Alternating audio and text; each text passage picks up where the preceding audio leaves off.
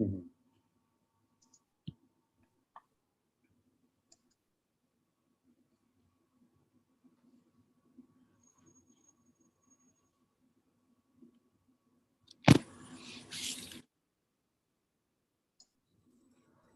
Sujata ma'am, we have 168 participants, but we don't have Krishnamurthy sir.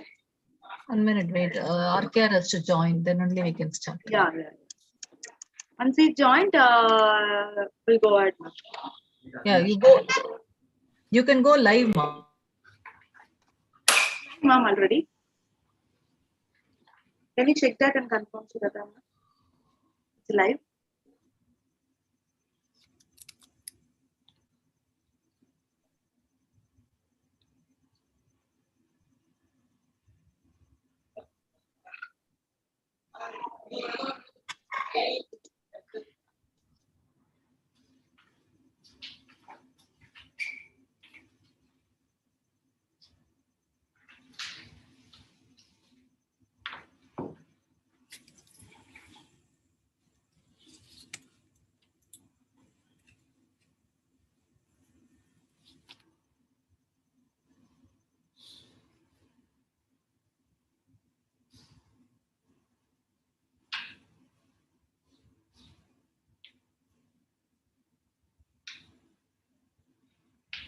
Good afternoon, RKR sir. You can unmute now, sir.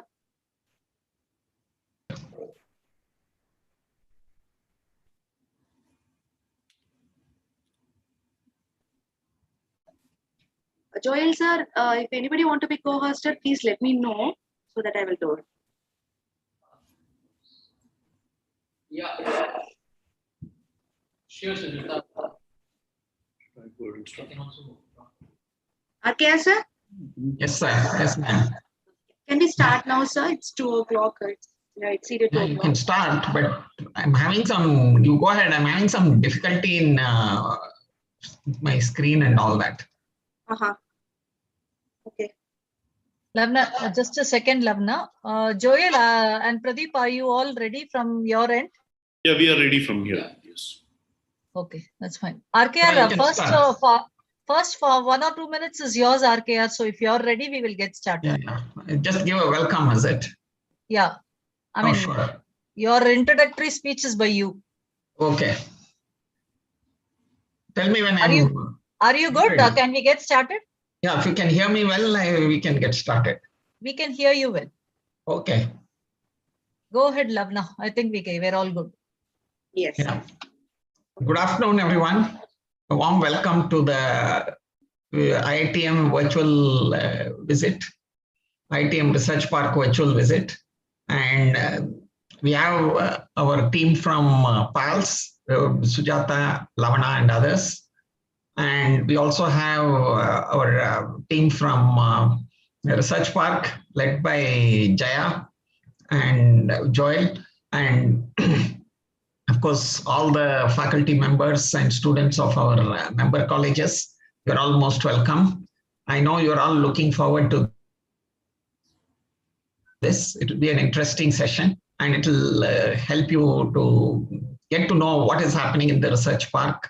And additional input, which I would like to share with you, especially the faculty members, is that the Research Park through PALS has reached out to the management of all the partner institutions of PALS to sign an MOU with the Research Park so that they can help in setting up their incubation cells and encourage the startups that are coming up in the colleges, etc., etc.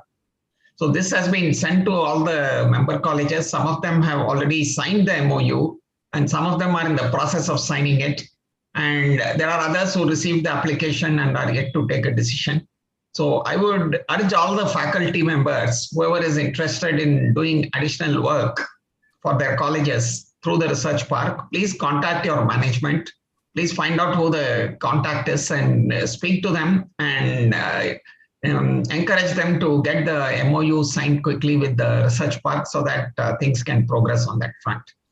So I just thought of sharing this information with all the faculty members to make them aware of this development in case they are already not aware of it.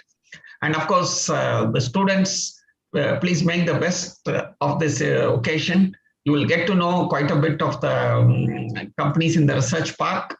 You can ask questions. You can, if you like something very much, you can make a note of the details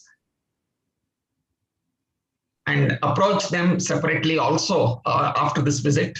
They're open to receiving questions and discussions with others. And at the same time, if you're also interested in individually visiting, you can also talk to them and see if it is possible. All that at your individual level, if you take initiative, everything is possible. So with that, I'll leave it for you to enjoy the afternoon and hand over to Sujata to take it, to pass it on to the research park team. Thank you, RKR sir, for the introductory session. Before Lavna, moving just into 1 second. Lavna, 1 second. Sorry, Lavna, 1 second.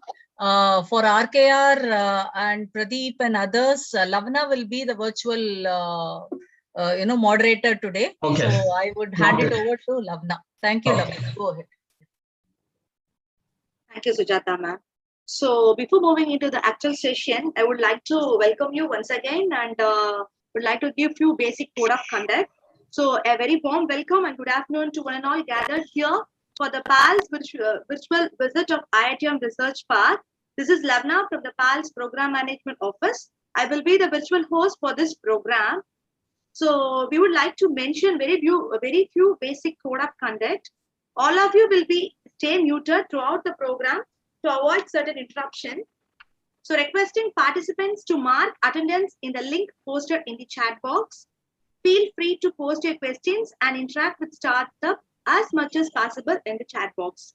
You can change your Zoom display name with your college short name for an easier identification. And we will have an exciting flash quiz in between the session. At last, we will share the feedback form. Kindly make sure to submit the same. With this, I'm handing over the session to Mr. Pradeep from Iitm Research Park. Over to you, sir. Yeah, thank you so much, Krishnamurthy sir. Appreciate your introductory talk. To that extent, we have to thank PALS for setting up this MOUs. We already signed 6 MOUs. Significant institutes are MAMSET, SONA, KSR, Great Lakes also come in, and various other colleges also coming in the pipeline. So thank you so much for the support. So what I'll do is that I'll start off with the presentation, talk about the Iitm ecosystem. So I'm Pradeep Murlidhar. I work as strategy officer with Iitm Madras Research Park. I also support incubation cell in scouting activities, where my key role is to work with partner institutes to bring about the student activity for creating great products and solutions. So that's one of them. The bigger goal is to have 1,000 incubated companies on our ecosystem per year in the next span of 5 years. So Madras ecosystem is focused on deep tech startup, meaning we develop engineering innovation products. These are product companies. Even software solutions are part of it, where they are deep tech, like artificial intelligence and AI, ML, augmented reality, virtual reality is part of it. Essentially, there are engineering product companies that's coming out. That's our strength. And if you go to the next slide, please. We have 4 incubators. In that, IC acts as a nodal body, incubation cell acts as a nodal body. It basically coordinates most of our activities for our startups. We also have a rural technology business incubator, bio incubator, and medtech incubator. Go to the next slide, please.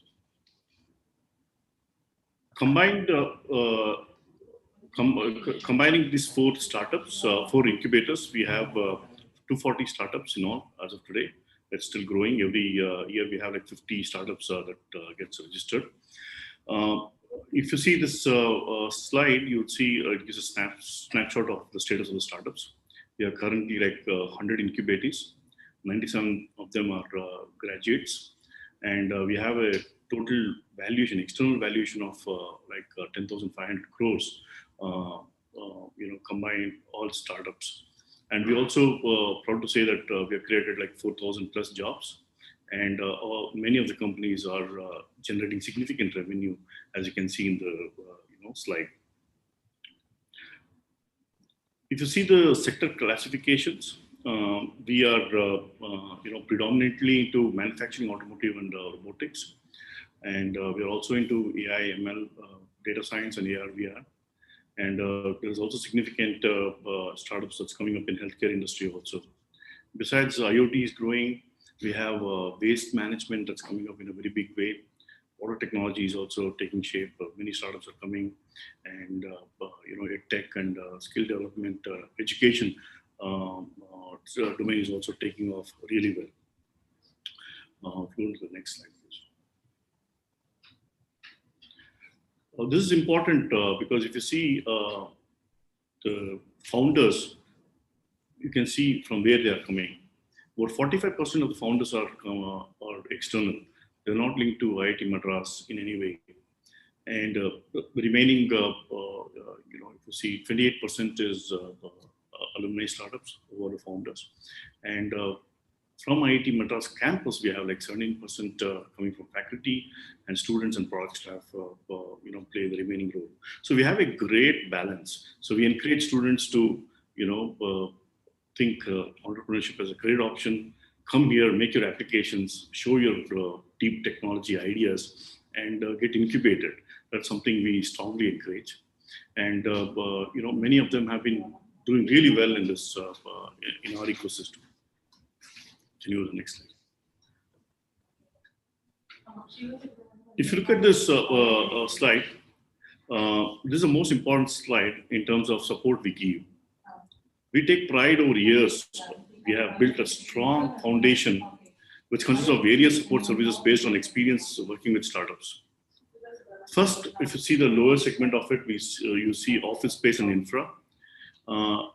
This is something that's commonly offered by many incubators. Here, the office space and infra and the business services, we don't charge any fee. And this has been a policy of IIT Madras that we don't charge any such fee. Next level, if you go, there is seed funding section on support services. The support that we give is minimal, but it is not easy to come. IC will ensure startups of funding when they are incubated. There is a separate committee that looks at proposal by startups for funding. Only if startups are making a strong case and we in the committee are confident that they can reach a milestone with this funding, we make a small grant of 5 to 10 lakhs and maybe a debt, or a loan of 40 lakhs. This is enabled through our government agencies. There are various agencies that fund these startups based on our recommendations, and we facilitate that. We do value additions such as startup training, where talks and workshops are facilitated. We also provide connects. The connects are many types, where we provide mentor connects. We also help in hiring individuals. Of course, the right stage when startups need help, we also connect with investors also. But the most important service that startups have always valued is the mentorship. Mentorship, we are very proud of the way we mentor the aspiring entrepreneurs who have set up their startups in our ecosystem. Here we have IT alumni who are mentors. They are serial entrepreneurs. One of them is Murugappan, Chris Gopalakrishnan, who have all been alumni of IIT Madras. They come and spend half a day and even a full day mentoring the startups. Depending on the various stages of the startup, there are different feedback and questions that come from these mentors that can be a great input for these startups. So I would say mentoring is a very, very strong and unique point of IIT Madras incubation cell. This sets us apart across India. That's the reason, one of the main reasons we are the #1 incubator. Faculty members are also involved who provide technology support, technology validation. We also have an industry investor partner who kind of train them to time it accordingly, when to seek for funding, what is the amount of funding they need to, what's the kind of pitch they have to make to the funding agencies, and also educate on what is equity, what is debt, what is convertible bonds, and so on and so forth. And I think this is a very unique support service we offer as a part of incubation support services. As partners in the ecosystem, you can see we have a thriving ecosystem. IIT Madras, Iitm Research Park. I'll talk about Research Park a little later. And we have RTP, as I talked about, Biotech Incubator, MedTech, Healthcare, Alumni Center, IIT Alumni Center. And we have centers of excellence like CB, AMTDC, Advanced Manufacturing Center of Excellence, and various other bodies within the ecosystem. Besides, we have various government connectivities also. We have industry which is contributing funds in the form of CSR. On top of them is Goldman Sachs, Wells Fargo, Infineon, Bharat Electronics, and various others who are also contributing in the way of innovation challenge. Boeing conducted a very popular innovation challenge where we could have significant applications coming in for setting up startup companies from the students community. So likewise, we have a very thriving investment community also, where we have Sequoias of the world, we have SAIF partners, and we have Qualcomm Ventures. Strategic investors also are there part of it. Next slide. So I'll talk about the top companies, some of the features of the top companies. Uni4 today, if you see, it is valued at about hundreds of millions of dollars, based in both Chennai and US. The founder is not from IIT Madras. I mean, he's an external founder, and he spent significant amount of time doing deep research, and he was able to crack the problem where this voice-to-speech recognition solution competes with the likes of Alexa's Series of the world. And there are so many corporate partners who are working with Uni4 in the USA, and it's such a proud moment that a Chennai-based company from IIT Madras ecosystem is able to make it big in the global arena. So this is one of them. And if you go to the next one, please. Iitum, it's homegrown again this is by the two founders are IIT Madras alumnus, and we all know it's an electric vehicle. They've done significant research, and the beauty is that all the parts are made in India, and this is something that augurs well with our Make in India program, and very proud to say that a product of such quality is being developed by a company that was incubated here. Stelabs provides IoT solution in the dairy industry, and it has offices in France. It has huge investments, and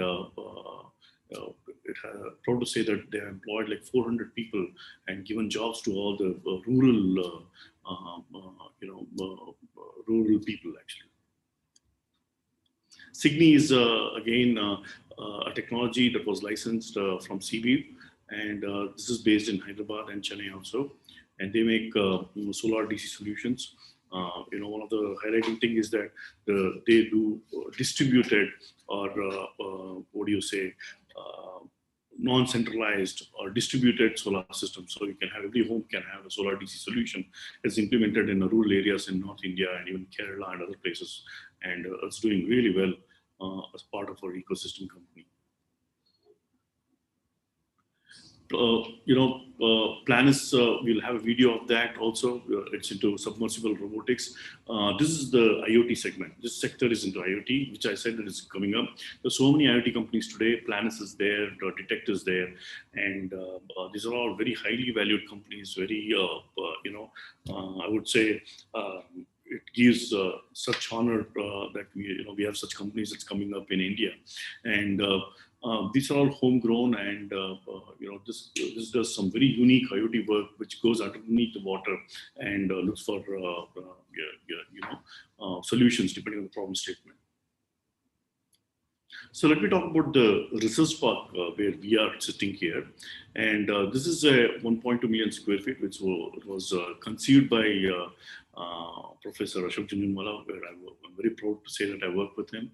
And here we have the idea behind this entire park when Professor set it up was to bring up this industry academia collaboration. To that end, we've been very, very successful in having this industry academic collaboration. The idea is to have the student, faculty members, and the industry come together in a way. And we have today the startups in the form of these 4 incubators. We have centers of excellence where translated research happens, and we also have the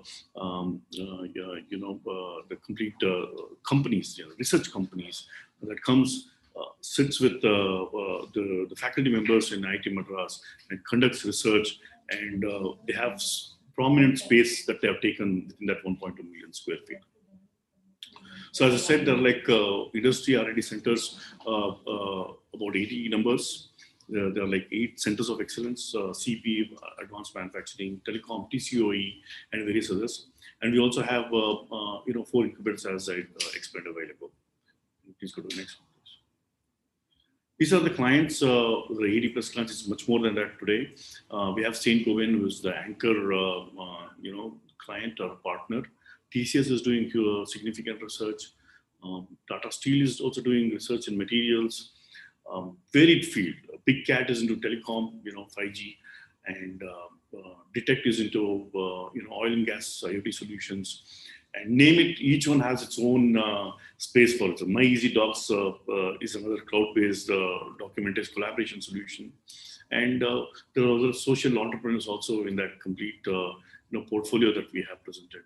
So very proud, and you can see that the maturity has gone to a completely different level, very similar to what we used to have in Stanford University a while ago. I think we are able to do similar things here also. So this is in a nutshell about the ecosystem. To conclude, I would say that Iitm has a thriving ecosystem where we have the research park and industry collaboration happens. We have incubation cell where the deep tech startups are there. And IDM startups are there to solve the old and new problems. We have new technologies coming in, robotics, materials engineering, AI, ML, AR, VR, IoT, etc. And various sectors, transportation is also coming into play, manufacturing, we are already there, and new fintech is also a very big way we are coming. We are incubating companies also. That's an area we have been a little slow, but we have picked up really well. So this, this is a brief introduction about the ecosystem. And if you have any questions, I'm happy to have answer. And this is our Honorable Prime Minister who visited in November 2019, where he was very impressed with our entire ecosystem. You can see some pictures there, some startups also presenting. Professor Ashok Junjunwala is there, Dr. Tamaswati is there, and yeah, it was a wonderful event to host the Prime Minister. Yeah, with this I end the session and my part of the session, and if there's any question, I'm very happy to answer. Participants, if you have any question, kindly post in the chat box, please, or raise hand. We will unmute you.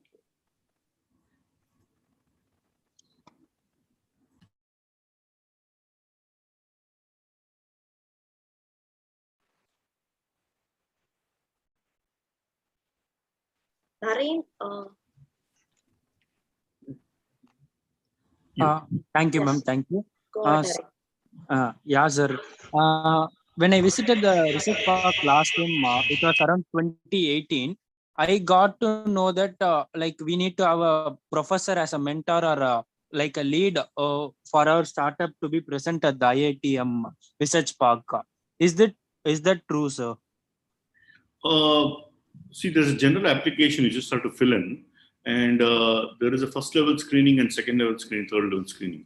It is not necessary to have a mentor when you are just making an application.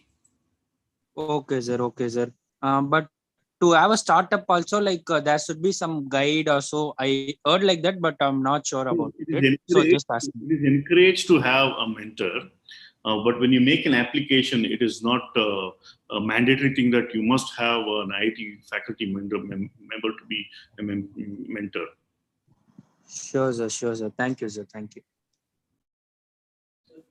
There is one more question in the chat box, sir. How can we approach the team if we have the startup idea? All you have to see, if you go to the portal, there is an application form. It's a fairly detailed application form, which basically talks about your business idea. And you have to go ahead and fill that, and invariably you'll get a response.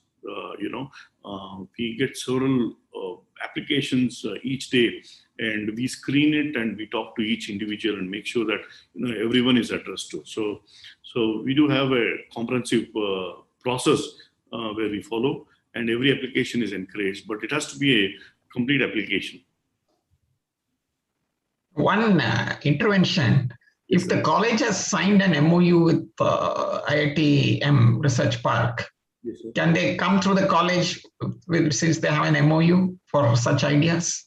So what happens is, if you see the MOU, the way we are structured is that if through the college when they come, they have to be co-incubated. So we encourage them to be incubated in their incubator first, and then they can make an application here. So that is how the process is being set at this point of time, where co-incubation happens. So that means there are two options. One is you incubate in your college and come through the MOU route, or you come directly and incubate in the research park. It is still possible, yes. Okay. Thanks. Can you post and you or Joel can post the portal ID, the website address in the chat box, just for the others' benefit, if it is okay with you. I can post it. Yeah. There is one more question. Is the Iitum Research Park lab such as Robert Bosch Center for AI and Data Science accessible to other college students? If so, what's the procedure? This part, I'll not be able to answer immediately. My colleague, Ms. Jaya, will be taking these kind of questions, which is related to campus and all, and she'll be connecting on a detailed, questionnaire on this one. Please, wait patiently for some more time. She'll be able to answer these parts of the question, please. Yeah, thank you, Pradeep, sir. We will hold this So question. Vishnu, whoever asked that question, I think it was Vishnu. We will have a separate Q&A segment between, post 4 o'clock. So please hold back. Ms. Jaya will be able to handle all those questions. Can we move on to the next session, Pradeep, sir? Yeah, And why we take up the we Q&A. play the video of our ecosystem, and I'll take leave from there. Thank you so much, everyone, and appreciate everyone's time for patiently hearing. Thank you, Pradeep.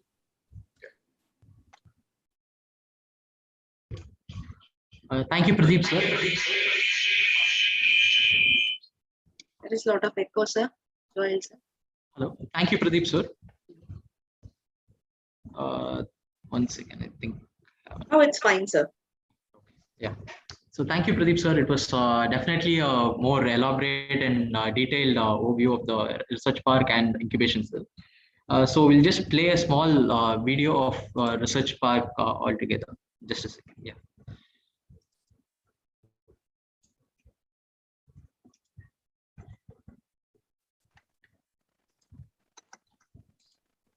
Make sure to turn on share the audio as well, Joel. Yeah, sure. Yeah. Innovation thrives when faculty, students, and industry professionals interact in a informal environment.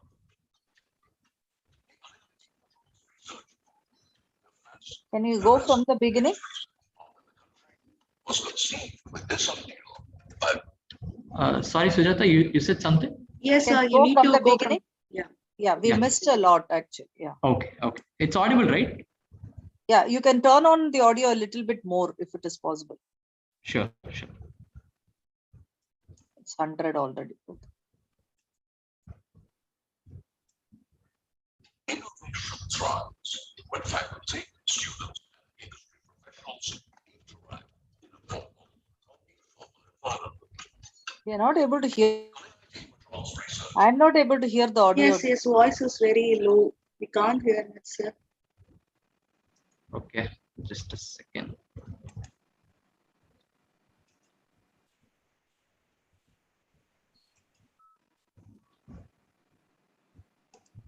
can you file it directly from the file system? Then the audio will work. From the file system. Or you can this. Yeah, from the file only.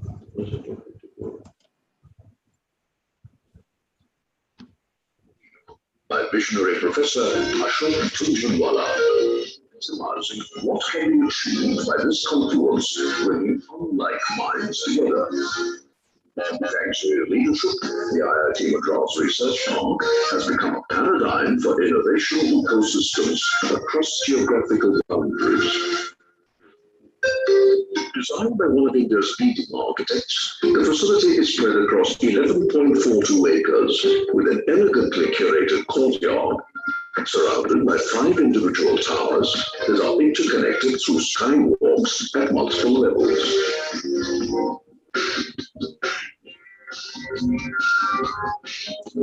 The research park provides over 1.2 million square feet of workspace with several formal, informal, team-based meeting and networking lounges to nurture, promote, and sustain innovation through industry-academia collaboration.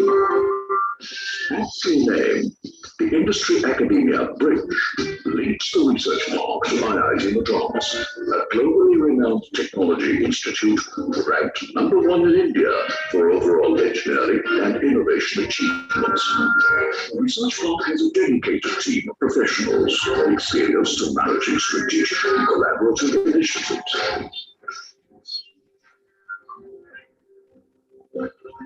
They facilitate continuous and real-time interactions among the finest and the brightest minds that constantly challenge the status quo and develop new technologies, reinvent processes, and improve efficiency.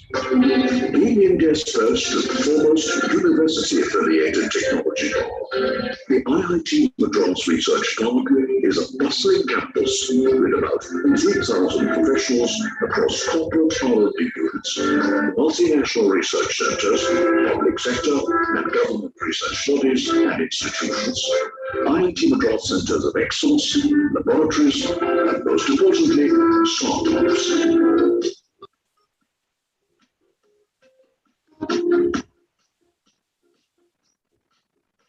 Startups are incubated under the Iitm Madras Incubation Cell, India's leading deep tech incubator, also located within the research park.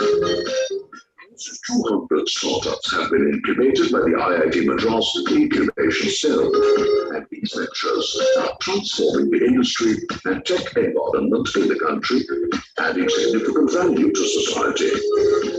The startups and industry benefit from mutual interactions. They also engage with faculty, research scholars, interns, and alumni from Iitm Madras, developing commercially successful, scalable, and innovative solutions for uniquely Indian predicaments, technology challenges, and business opportunities they present. What it also resulted was not only industry academia interaction and R&D, but also resulted innovation. Innovation has been one of the key aspects. Working beyond our own R&D at IIT in our own labs, go out to try to translate whatever we are doing into real world so that the people can use it, industry can use it.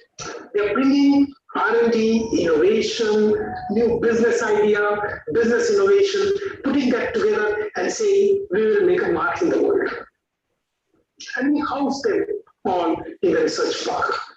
So this research park becomes further a center for innovation. Over the years, research park clients have seen significant value from their collaborative research initiatives with Iitm Madras. For example, the BHEL R&D Gateway has completed 62 projects and implemented 33 of them commercially.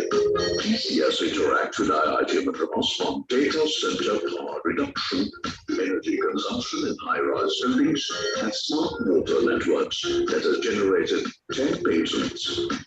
Saint-Gobain Research India has undertaken 21 R&D projects that have resulted in launching over 20 new products in the market. Several of the IIT Madras incubated companies have graduated and operate as self-sustaining and successful business entities that continue their operations from the research park.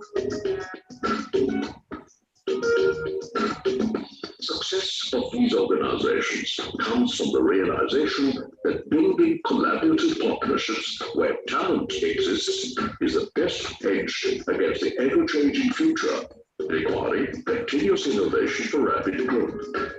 Being an extension of India's premier technology institute, we aspire to build an energy-efficient campus, deploying technologies pioneered by IIT Madras. The research park is an energy-efficient green structure using doubly glazed, unitized, and high-performance glass for the facade. Extensively used technologies developed within the ecosystem, like DC lighting through solar, inverter-less technology, energy-efficient cooling systems with sensors for air distribution, integrated building management system, and clean water technologies. Our new 900-seater auditorium and a 225-seater amphitheater support large events and symposiums. Research park, IIT Madras ecosystem, the alumni adding to that effort.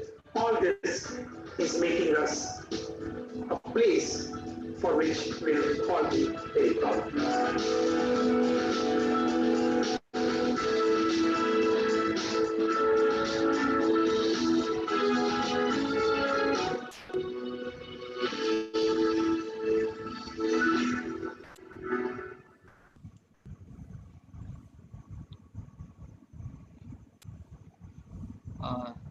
So hi Sujata. So we'll be having a couple of other startup videos as well.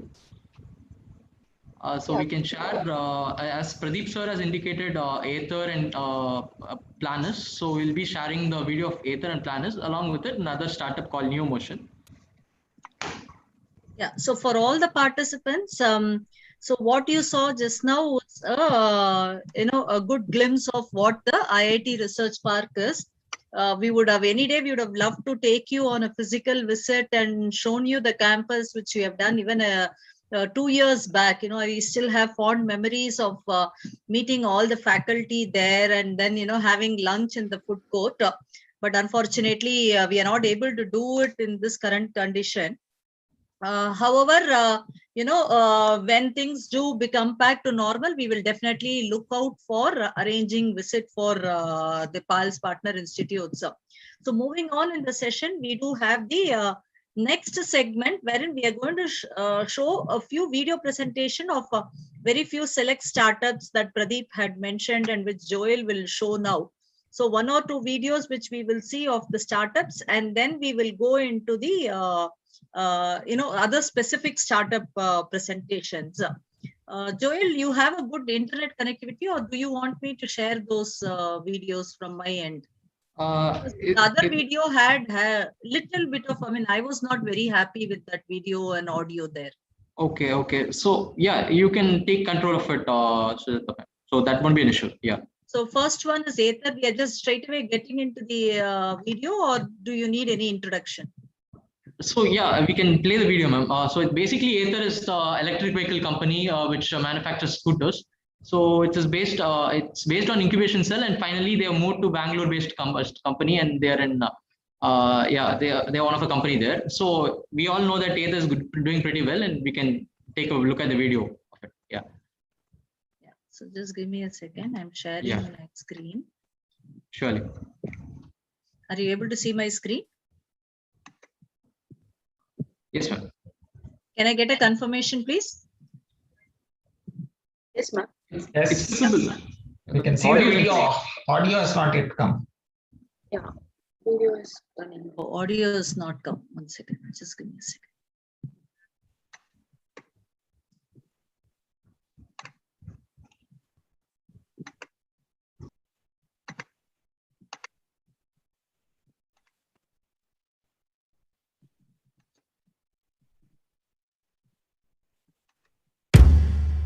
Is it okay now? Fine, ma'am. Fine.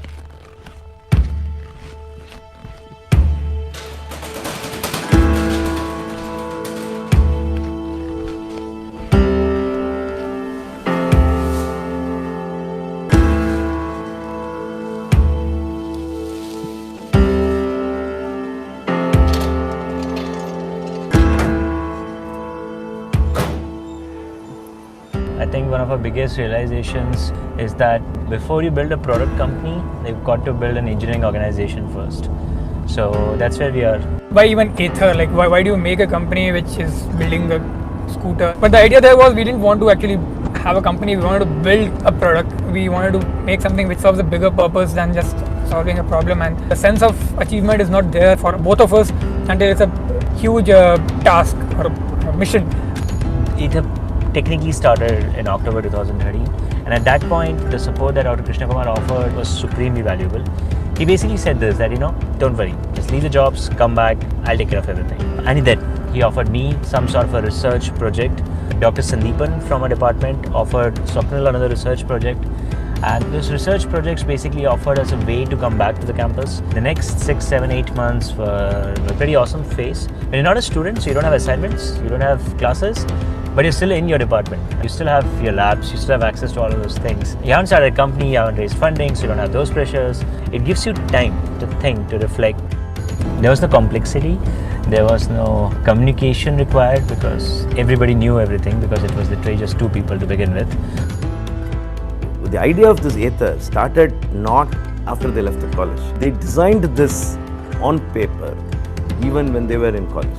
What they lacked is a sort of an atmosphere to bring these 2 things into a product. And this department, I'm very proud to say, is able to give that kind of environment so that will be realized as a product. The unique features of the department is that each course is linked to a laboratory. Many of them are unstructured labs, which means that you do a project in the lab. We thought that we should bring this joy of engineering to the students, that they would ultimately feel that they are doing engineering.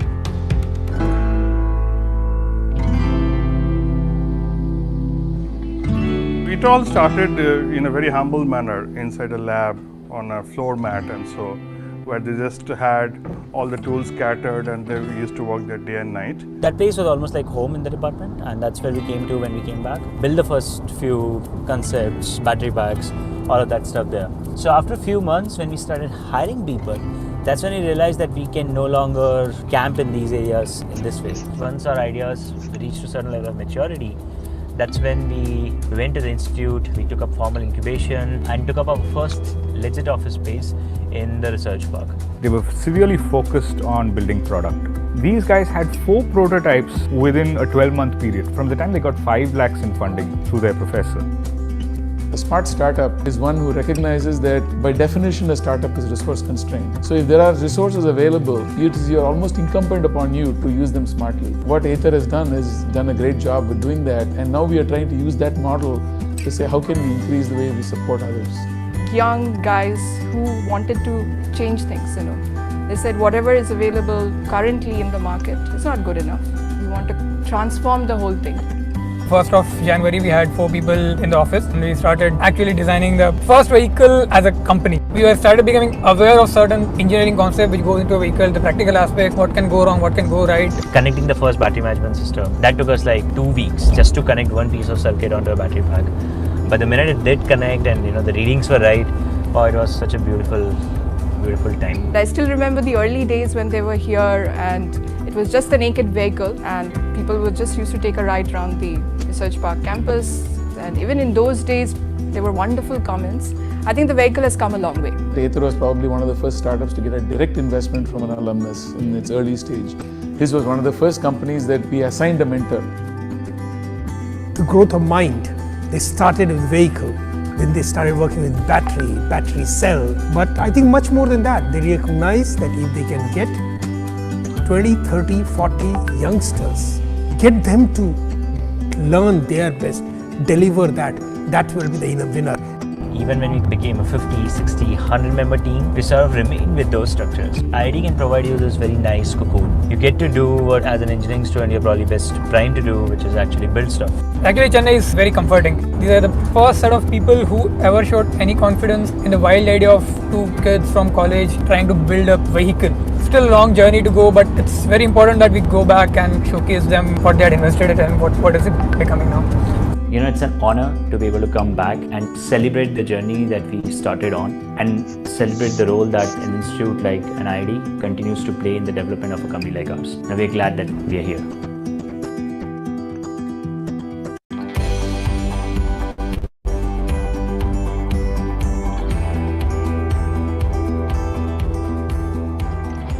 just a matter of few years, it has come to the shape that they're coming here, showing us their product, kind of homecoming for them.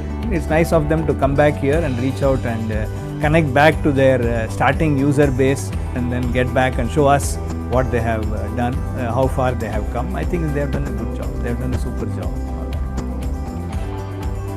It's a very natural process of growing. A child growing leaves home. Our incubation part task has been done. Now, actually, they have raised a head. They have proven me more than right. They have really gone and not just building a vehicle, but what they have built is an absolutely excellent team. It's very evident that these guys are both serious and having a lot of fun, and a product that will come out of that kind of synergy and that kind of enthusiasm, I'm really looking forward to that. Reaching a stage where they are at right now, 150 going strong with a prototype out, test drives, we've just seen that right now. Makes us all very proud. The big part of how the company has grown is the willingness of the company to constantly be introspecting, looking at where they're losing sleep over, and then reaching out to gather information from everybody that possibly could have a perspective and learning from it. So that gives me confidence that I think this company will continue to reinvent itself as it goes along and find a way to be successful regardless of what the challenges are. Ather as a company has learned that the leap, if they have to take working prototype into a product which has to be consumed by the masses, they need that gap to be closed.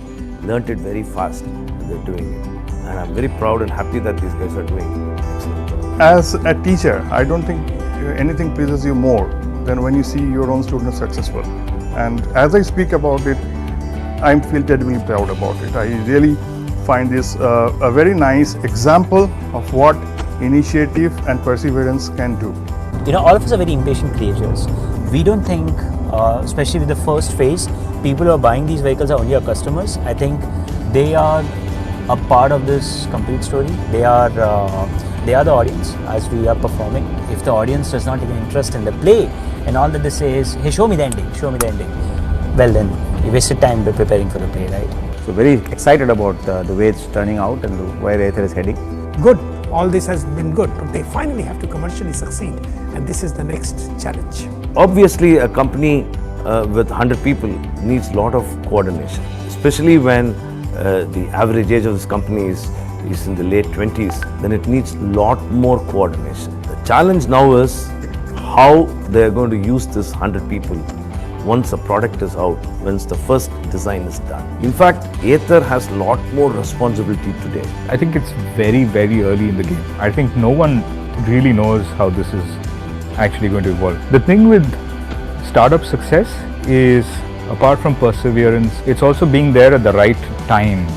The market is going to tell us whether sufficient number of people are open to the idea of buying a bike that's clean, that just works, that doesn't have all of the other problems. So all you can do is prepare. You can prepare your best. The road is always going to be hazy because it's a completely new terrain. We have no experience there. IIT Madras is a very critical part of this ecosystem, but for us that has just been the start. Right? There is a solid year worth of testing, validation and integration in front of us. It's a very exciting journey. It is an unknown stage in front of us. The thing that keeps it running, however, is this vision of when the final product actually reaches the end customer. That's when the story becomes very real. That's when the wheel finally hits the ground. Very exciting times ahead.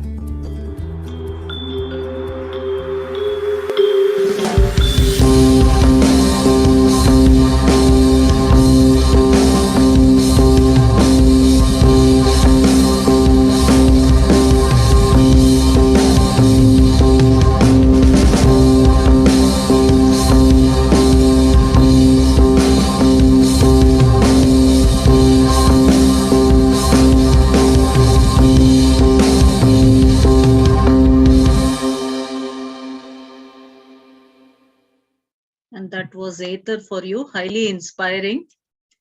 I don't know what you guys picked up from the video, but a couple of things like I picked up was young guys having fun, joy of engineering. I think we got the message on what it is. Joel, what would be the next one? Next, we can play a NeoMotion. So NeoMotion is basically a wheelchair-based startup.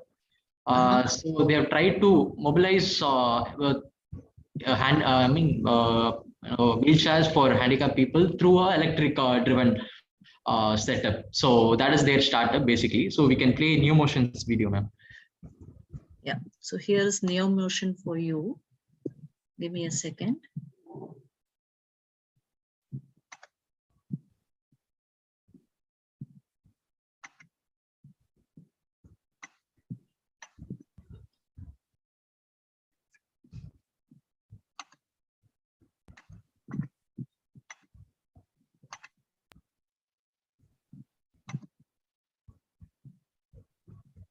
Are you able to hear? मेरा 2011 में दोस्त के कंधे पर से गिरने के कारण मेरा शरीर पैरालिसिस हो गया था। इस व्हीलचेयर प्रयोग करने के बाद आसानी से हम कहीं भी जा सकते हैं, आ सकते हैं। हम लगभग 1 साल से काम कर रहे हैं इस प्रोजेक्ट पे। It's the best India-designed wheelchair that I've sat on in 27 years. पहले हम व्हीलचेयर से हम जो मैराथन करते थे उसमें बहुत ज़्यादा समय लगता था। इस व्हीलचेयर के प्रयोग करने के बाद टाइमिंग है वो बहुत कम हो गया। एक गाड़ी आती है जो कि इस व्हीलचेयर में आसानी से हम सेट कर सकते हैं और गाड़ी सेट करने के बाद हम आसानी से बाहर जा सकते हैं, कम स्पेस में जा सकते हैं और कहीं भी पार्किंग कर सकते हैं और समय का बचत हो सकता है, क्योंकि अगर हम ओनली व्हीलचेयर यूज करते हैं तो हमारी समय ज़्यादा लग सकता है। बट वो गाड़ी जब सेट करने के बाद आसानी से हम जा सकते हैं एक स्थान से दूसरे स्थान, और जो कि उसमें पूरा स्ट्रॉन्ग है, मजबूत है, गाँव में चला सकते हैं। अगर गड्ढे ऊंचे नीचे हैं तो आसानी से चला सकते हैं। अभी हमको कोई डर नहीं है, हम कहीं भी जा सकते हैं। See, I have a car that I drive. It's hand operated, but often the challenges that I face in terms of mobility is somebody to get your wheelchair, somebody to kind of load it, somebody to help you with the transfers. What NeoBolt does, what is the difference in terms of accessibility is, for example, going to a shop, a regular shop, what I often do is park the car somewhere. I can't get out, and if it's not nearby or if there's a traffic, then I'll have to park somewhere away, give a call to that guy, and if it's a known shop, okay, I might have the number, but otherwise, I'm just stuck. But this, I straight away go to the entrance of the shop and ask somebody to kind of give whatever I want. Or even going to my parents' place, is a huge challenge. My parents' place is only 5 minutes away, but I'll still have to take the car. With this, I just roll my wheelchair out, put the bolt on, straight away go there, and then get the bolt on out, get into the lift, and go to my parents' place. So that is what it does. The ease of accessibility. I think that's the key. This makes a world of difference to us. Wherever we want to go, just bolt on and just keep moving. Be it a flyover or a ramp. I can easily negotiate a steep ramp, or even a threshold for that matter. A 1 foot threshold with this wheel I can easily negotiate with, which I can't otherwise with just my wheelchair. Today when I was riding this, the feeling of the air coming and hitting on my face, I think that's the true sign of freedom and liberation. To go to the grocery shop or to the supermarket, now my wife is going to kick my backside and I have no excuses, absolutely.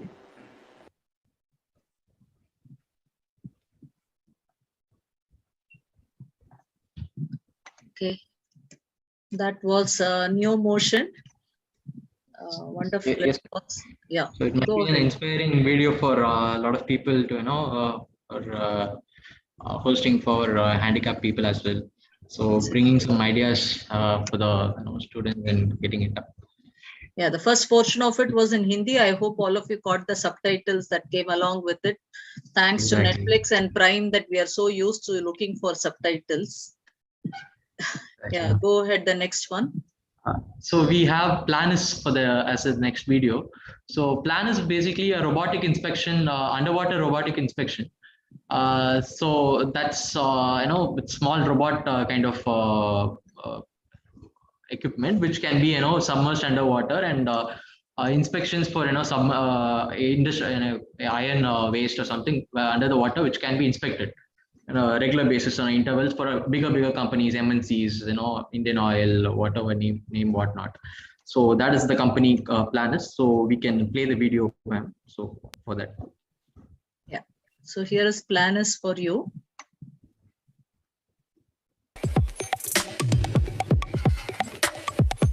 Robotics was a fascination to me right from my childhood. My time at the university changed this into a lifelong passion that led to the inception of Planus. Aging infrastructure is a vital problem worldwide, and underwater inspections are done to avoid catastrophic failures. With the growing automation and digitalization in the world, an integrated long-term asset monitoring system is desired that is safer, addresses modern challenges, and can provide insights to asset owners.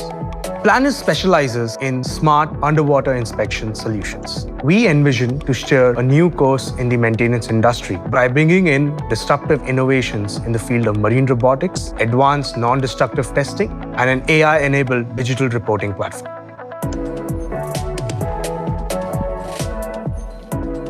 Our one-stop technology solutions are helping asset owners take data-driven decisions for efficient planning of maintenance and repairs in a much more accurate, safe, and efficient way. We've come to Rotterdam from India to scale up our operations and empower asset owners with our unique solutions.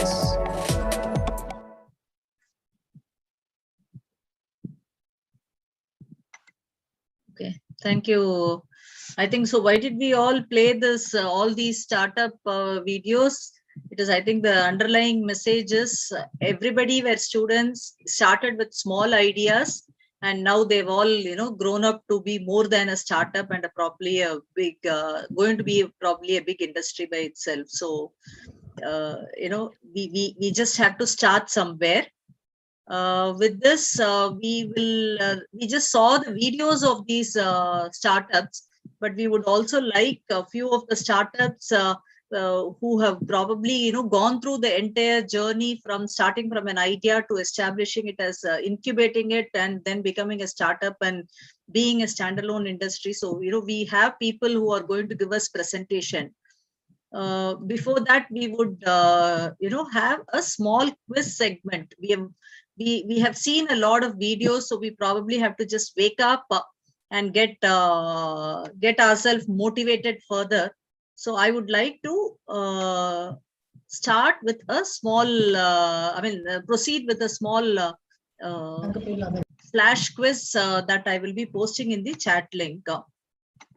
Joel, I'll do that. Meanwhile, I hope all the startup presentation, people are ready for that.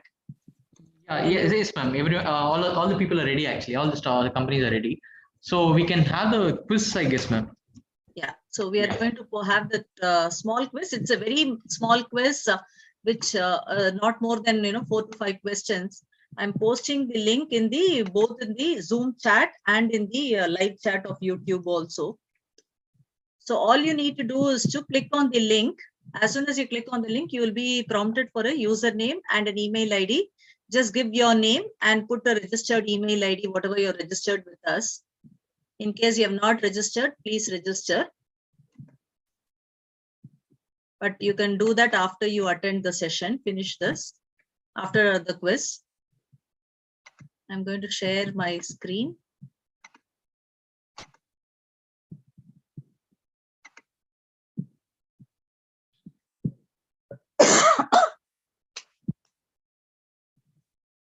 Okay, how many participants do we have, Lavna? 591. Okay, so 500 plus participants, both in live YouTube and in Zoom. So quiz can have that many number. At least 50% will make it 250. I hope all of you are with us.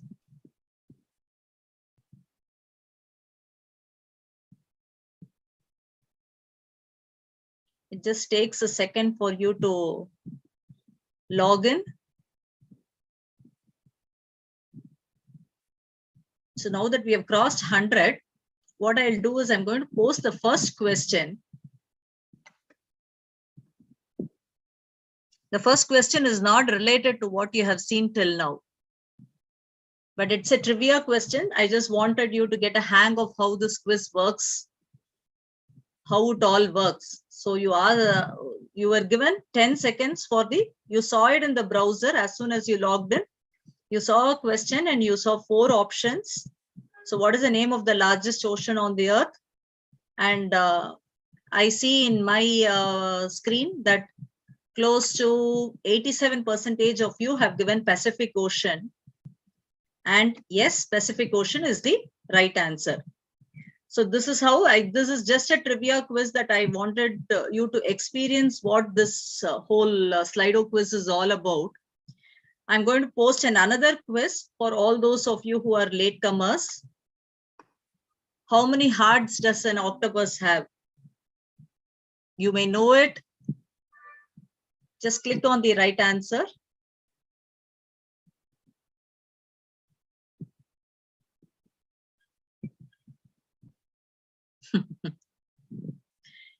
I was just curious. Okay. 3 hearts is the right answer. It is not 8. 8 legs. So if you come back to your Zoom screen, just stay, do an Alt tab, don't close your browser, come back to your Zoom screen, or whoever is watching it on the YouTube, you can watch it on the, go back to the YouTube screen, and you'll see Andrea Moraes, Shriya, Laya Pratap Nambiar, Ponmani, Bennett Winnie have got all 2 on 2, and there is a timing there. So this is the leaderboard basically. So this gives you an indication of how many of you have got the right answer and how fast have you got. So all this put together, the first 5 top will be the identified. Apparently, how many hearts does an octopus have seems to be a hard question here, because only 39% of you have got it right. So I hope you've got, the hang of how the quiz is going to be. But the next few set of questions, 3 to 4 questions that I'm going to post, is related to the sessions that you heard, what you saw, and it has got nothing to do with trivia questions. So I hope all of you have woken up enough right after lunch and after all these videos. So the next set of questions, here it is for you, but you will be given, here you were given 10 seconds to answer, but I'm going to be little generous and I'm going to give you 15 seconds to answer the next set of few questions. The first question on IIT Research Park, whatever you have seen comes here. This is the first question for you. Sorry. Yeah, go ahead. What is the minimum incubation period for the startups? We heard this, all this will be from what Mr. Pradeep had taken.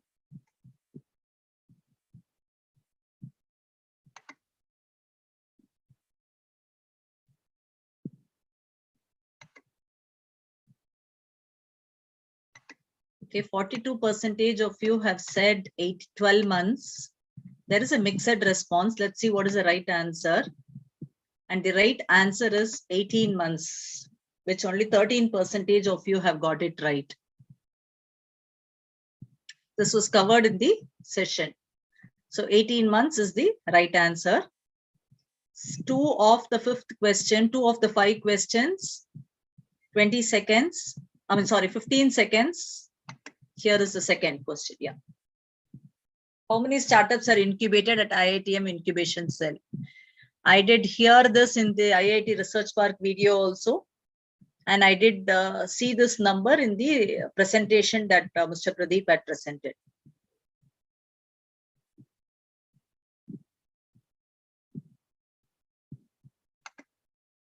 Okay, 61% of you have said 200 plus, and that is the right answer. Wonderful. 3 questions. The third question, 15 seconds.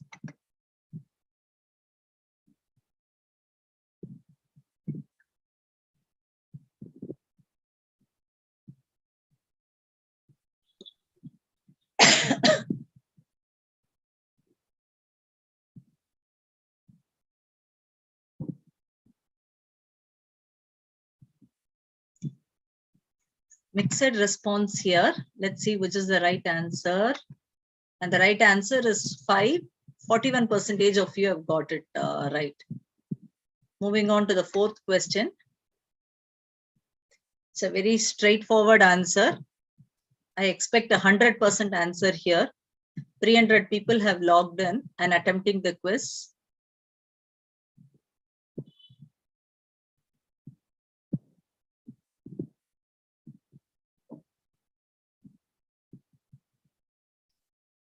It's not so. All the startups that we saw, all of them were not out of the Iitm. So 64% have got it right. The last question.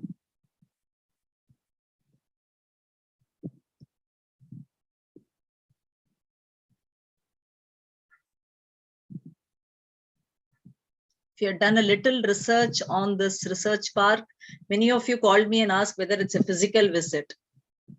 You will know where it is.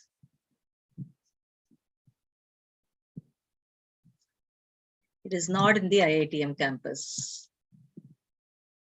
Only 20% of you have got it right. It is outside Iitm campus, but connected with an overhead bridge. That is exactly what they showed in the video. Is that right, Joel? Exactly. Yeah. It's right. We just share a wall between the campus and the research park. Okay. Now come back to your Zoom screen. I'll give you a second. And the leaderboard looks like this at the end of 5 questions. B. Ritika, I do not know which college, student, faculty, I'm not too sure. I'm sorry, I'm addressing all of you by the first name because I do not have any indication of whether you're a student or a faculty. Bharat S. Ritika is from SVC, ma. Okay, Venkateshwaran N. Rajalakshmi Engineering College, Krishna Kumar and G. Harini. So Ritika, wonderful, you got 5 on 5 questions in 48 seconds.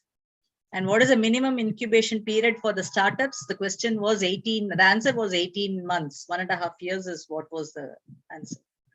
So only 13% of you have got it right. So I hope all of you enjoyed this quiz. Thank you. And over to you, Joel, for the next segment in the agenda. Hello.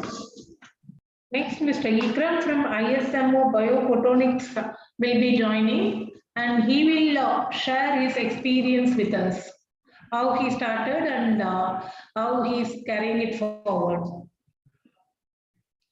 Vikram? Jayanti, can you come out with the name of the startup? It was not very clear. Okay. See, Mr. Vikram from ISMO. Okay. Biophotonics. Okay. See, he will be sharing his experience. Sure. Okay. Thank you. Go ahead, Mr. Vikram. Okay. Vikram, you can start your presentation now. Can you see my slides? Yes, sir. We could see. Hi. Good afternoon, all. I'm Ikram Khan, CEO and founder of ISMO Biophotonics Private Limited and alumnus of IIT Madras. I'm very glad to be presenting in Pal's event, and I'm the inventor of a low-cost human-on-chip technology. So I would like to start with a question: how many of us here are comfortable in taking vaccine with 100% confidence without any side effect? Because 6 lakhs people out of 1 person has died till February, March alone due to blood clot and various symptoms. And even if you take cancer patients, they take chemotherapy and we have side effects, and we see them undergo very painful process. So what if I say we have a technology which can give a solution for all these issues? I'm happy to present human-on-chip technology, where we have a small microfluidic chip where we have different organs grown on a chip like kidney, lungs, brain, and livers. So before you can give any medicine to human, you can apply this on these artificial organs. These each organs are connected with a micro tubes, which replica of your human blood vessels and nervous system. And it will respond similar to a human being. Like say example, before you give a vaccine to a human being, it can be given to a patient and lung cells here, and we could have seen a blood clots. Say if it's a cancer patient, say as a liver cancer, you can take a liver cancer biopsy sample and place it on a chip, and you can give a different chemotherapy drugs. There are 100 types of more than 100 types of drugs available in market. and we can't try all of them on one patient because it can be harmful.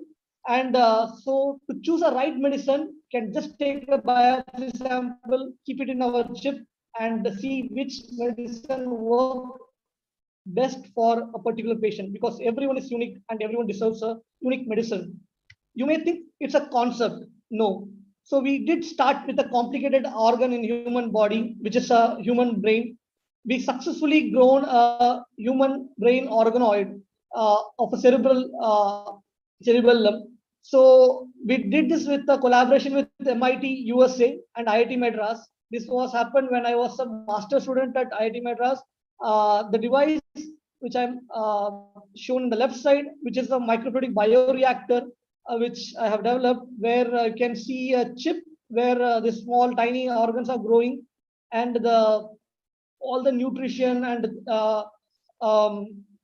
requirements for the cells culture is delivered through this chip. And at the right side, you can see a tiny brain of a three-dimensional image. You can see at the right side, there's multiple layers are stacked, and it shows a single neuron image.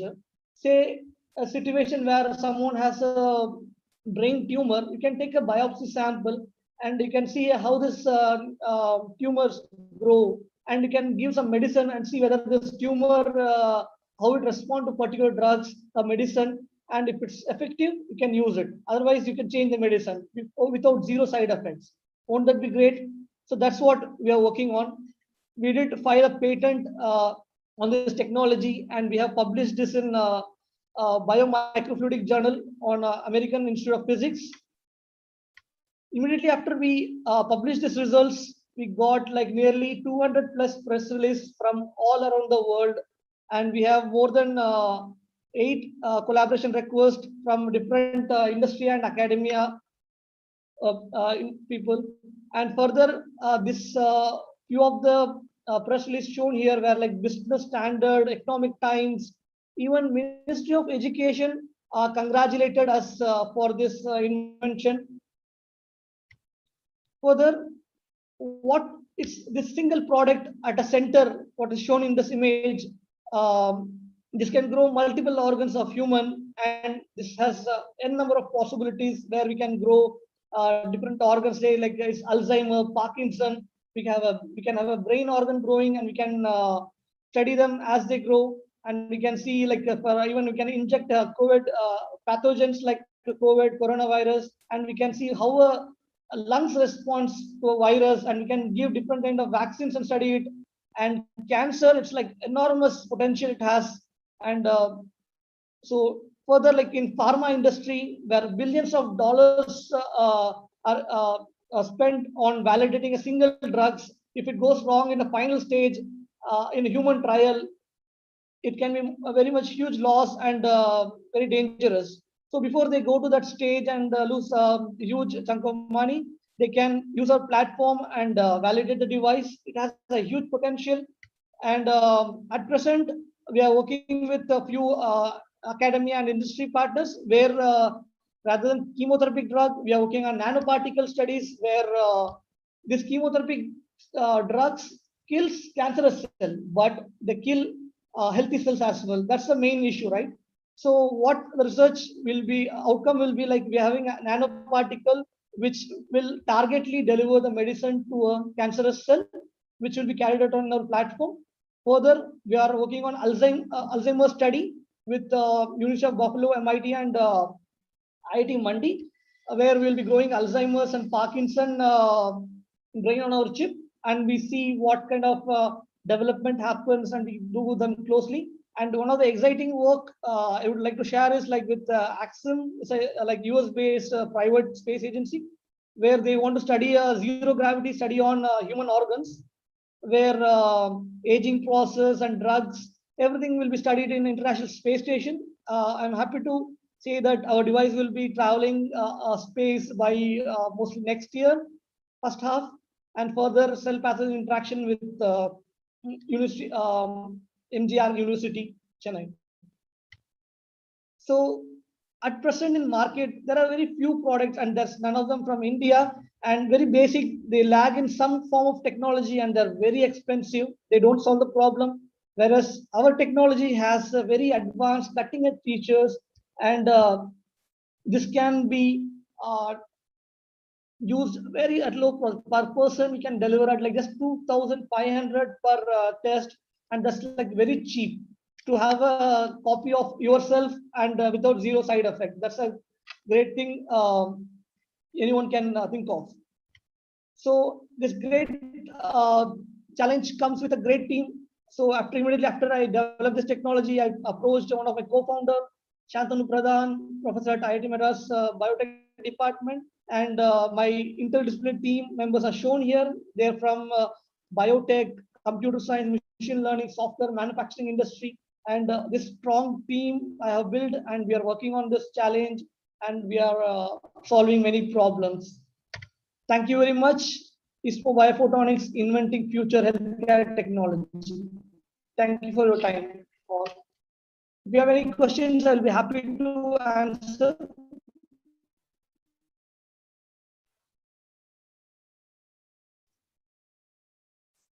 Thank you, Ikram sir. Participants, please make use of this opportunity. Hello. You can post your questions in the chat box to the startups, anything specific to the startup.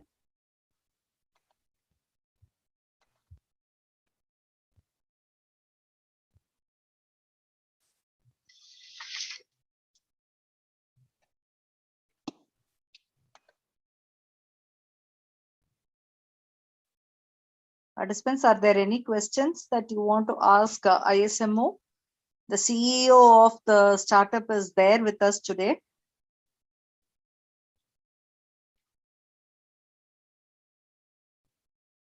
If there are any questions, you can even raise your hand and get yourself unmuted.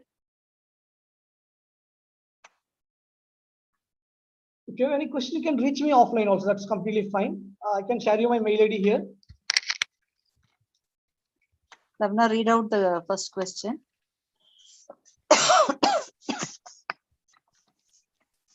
Will it possible to get an internship for our students who are interested in biophotonics? Yeah, sure. Like we are open. Like recently, we put up few openings in our company, as well as for internship, we have given opening. Yeah, sure. You can share your resumes on the mail ID I shared here in chat box.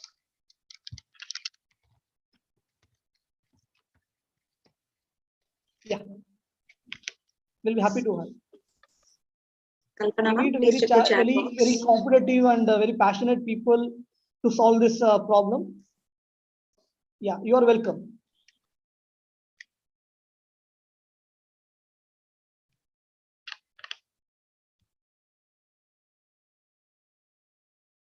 Next question is, sir, for a bio-related startup company, which part is the hardest, technical or management?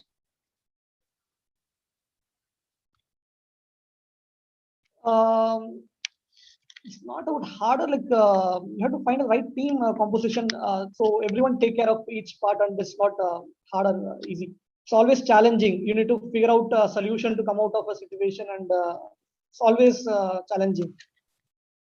You will learn new thing every day. Your whole team will grow together.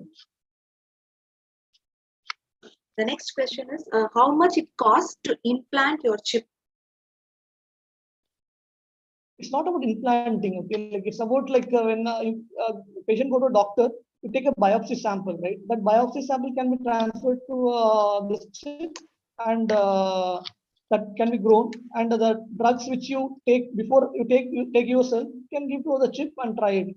And the chip itself, like we are estimating to be around just 2,000 rupees. That's like quite cheap compared to existing market, so that everyone can afford this technology. That's the main motto behind this. It's a 3D printed technology, and yeah.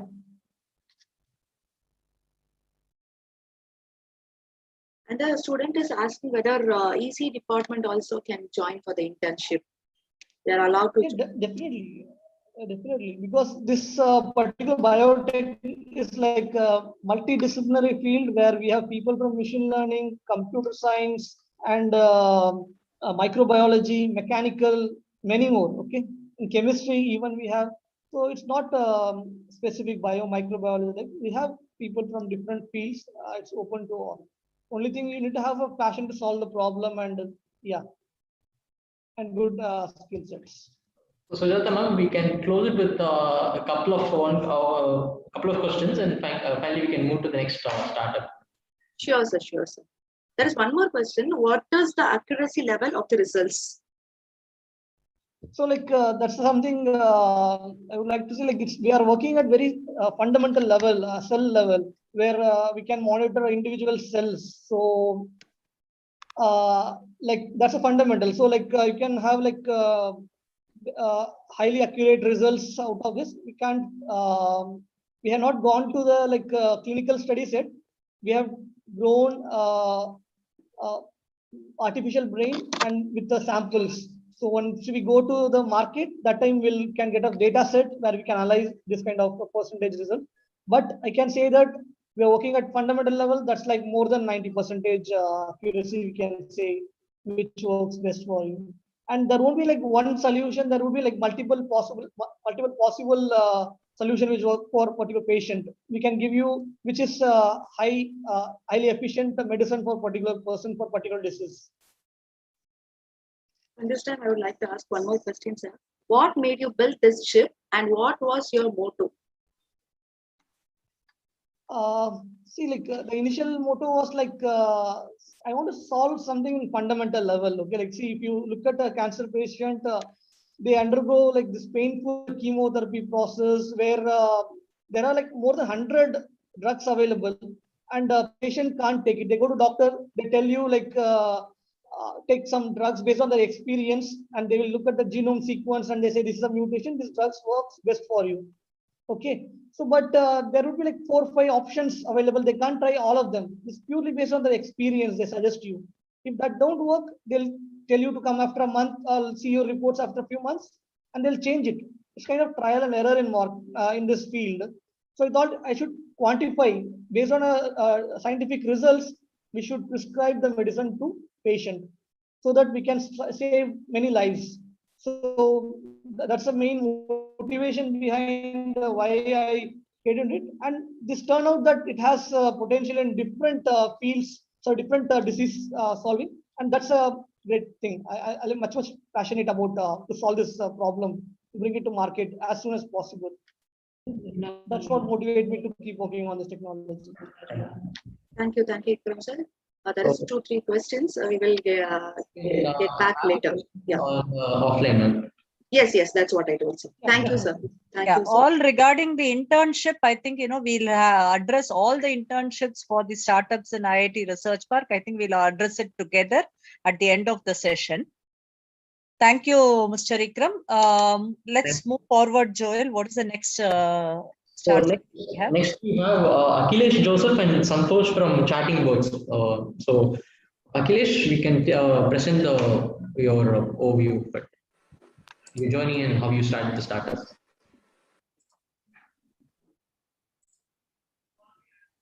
Is my screen visible? Yes, sir. Yes. Yeah. Okay. So we welcome every one of you, and this is Akhilesh. I'm speaking, and I have with me a co-founder, Mr. Santosh.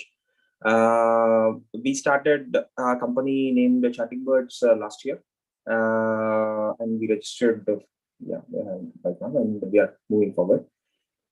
So what is the agenda for today? So I'll be going around in 5 direction. So first is about entrepreneurship and challenges every entrepreneur face. So this is not like I have done a study and I'm giving you a presentation. This is like what my personal experience was. This is not like there is some benchmark or some study that we did and some perfect analogy that we give. What is Chatting Birds ecosystem, and what do we do for colleges? How do we collaborate with colleges, and what do we do for entrepreneurship from our platform? So basically, before starting everything, I'll just say Chattingbirds is into IoT, Internet of Things. Okay, so I'll be speaking for 5 minutes on the first 3 points, and Mr. Santoshkar will be speaking about the collaboration with colleges for 5 minutes, and we'll have a Q&A for 5 minutes. So this is a 15-minute span that we plan to distribute across. Okay, so when should you become an entrepreneur? So this is not, as I said before, this is not a benchmark that we have studied from somewhere. This is from our personal experience. So we believe when you have an idea and you, in your core, you believe that only you could make it happen. That is no one else. You cannot go to a job and you cannot ask that company to use your idea and make that happen. Then you have no other choice but to start your own company. Also, you're passionate about it. You're passionate about what you believe in. So when I mean passionate, I'm not saying being a hyperactive person, pretending like you're always active and you want to do something. Not a hyperactive person. When I mean passionate, I mean you cannot sleep until you make your idea a reality. So that is what I mean passionate. So, and you're a workaholic, of course. If you're a workaholic, then entrepreneurship is a good place to do. A workaholic is a guy who wakes up, start work, and he sleeps just after finishing his work or pausing his work for the next day morning. And you have a great idea and very importantly, a great team. So you have a great idea and you believe that it is going to be good for the market. And also you believe you have a great team. Both has to be, has a plus and minuses. Sometimes you believe something is a great idea, but it would be a sloppy idea. But core is, if you believe it's a great idea, discuss with people, gather some information, get their feedback, talk with people who are unrelated to you. Do not talk to your friends and family. They would always say it is a great idea. Talk with someone who doesn't care about you. Maybe someone who wants to, throw something at you. Okay, so what is important for an entrepreneur? This is also what we believe in, what we believe our core. So one is focus. So you have to be focused on one particular agenda. You cannot jump from one particular thing to another. Just like, if something interests you, you work on that. After that, something else interests you, you leave this, you go there. You can do that if that makes some sort of a sense, but always you have to be focused. What you are going to do, what is your end goal, you have to be focused. Never get deviated from it just because for revenue or other purposes. Also never get distracted from your focus. And self-motivation. So motivation, particularly for an entrepreneur, nobody else will come and stick a banner in your room saying that today is a great day. It is a self-motivation. You have to motivate yourself. That is the headache with being an entrepreneur. And innovation. Innovation should not be just in the product. It also be in the business model. Innovation is something where most of us, thinking different is what is innovation. But sometimes it is like thinking how the whole herd thinks. So that is what sometimes act as an innovation. This is also kind of like a problem solving. Everywhere you have to be, creative. Unless you are creative, you cannot solve the problem. And you have to be a leader. You can never be a micromanager. That is what we have learned. We recruit people. We recruit our team. Just because to listen to what they say, not to ask them to do what you want. If you want that, you can recruit very cheap people instead of recruiting very expensive, very good people. You don't want. And self-discipline. As I said before, I'm quoting that self because discipline here is also very important. But also here, it has to be self-discipline. That is one of the core things that an entrepreneur should have. Okay, so let me move on to the important thing. So these are the 5 challenges every entrepreneur face, which as a company, as Chattingbirds, what we try to solve. And we also believe this is very important. So first is marketing. Marketing is one place that many companies, before they start, has to plan. How are they going to go to the end customer? How are they going to reach the customer? Next, what product are you going to bring it to the market? Then when I mean experience, it is not like, how many years of experience you have. It means how strong a team you have. And what is your revenue model? How are you going to generate revenue so that you can pay for your experience? When I mean experience, I mean the team. So how are you going to increase your team potential parallelly while bringing in revenue? Revenue cannot be lower than what the expense that created by the team. And scalability. You cannot make a product that only one customer wants and no one else wants. So if you make a product that only one guy wants and he motivates you daily, asking you to make it, and only he wants and no one else in the world wants, it is not scalable. You have to develop things that are scalable. So what is marketing? So marketing is global reachability has to be there, and it has to be very economical, that your customer acquisition cost would not be that high. So yeah, that is marketing. And in product, it has to be innovative, it has to be marketable, it should be in a booming technology. And experience wise, the team has to be very small. It has to be domain, mostly it is single domain experts only would pile on together. Multi-domain people cannot be integrated, and the manager has to be very brilliant to manage, multi-domain experts. And it has to have a running cost very less. And revenue wise, the profit oriented it has to be, of course, because profit is very important. And it has to be a business and not a self-employment. Just because you do go and you start the work today, you make money, and tomorrow if you do not, you don't make money, then that is not good. It has to be a consistent revenue. Once you do the business, it has to keep making money. It should not be like, you sell a chocolate, you make 50 paise, you go home, build something and enjoy. It shouldn't be like that. And scalability, it has to be increasable. The customer can buy more anytime he wants. And it has to be developer independent. This is a mistake that every single one of us makes. We make a particular solution that only we can service. No one else can understand our program. That is a headache in computer programming. That is headache in embedded programming. I don't want to say more about IoT, because in IoT, everybody knows. It is electronics, it's a communication, it's a cloud computing, front end, the back end, embedded, electronic, and the sensor area. It's a collaboration of multi-domain knowledge. So you cannot develop everything in your own standards. Of course, you can have standard, but you cannot make a standard that no one else can understand. You have to make it so that everybody can understand, and so that it will be serviceable, so that a customer can trust you and buy your product. A customer will never trust a company that is unknown and uses special programming language. Because I started a company called Filtech when I was in second year of my college, and we have given many industrial solutions. And when we closed the company after I completed the college after 1 year, and I joined another company in Japan, those companies did not have a company who could service them, because whatever we did, the sensor that we developed was developed by us. No one else in the world has it. Unless we manufacture, they do not have the product running. So it has to be serviceable by anyone. That is why in industries, if you go, you will never see controllers. You will always see PLCs, programmable logic controllers. You'll never see embedded programmers. This PLC would be 30,000, whereas the controller would be 300 rupees. But people would go for 30,000 because, that is much more easier.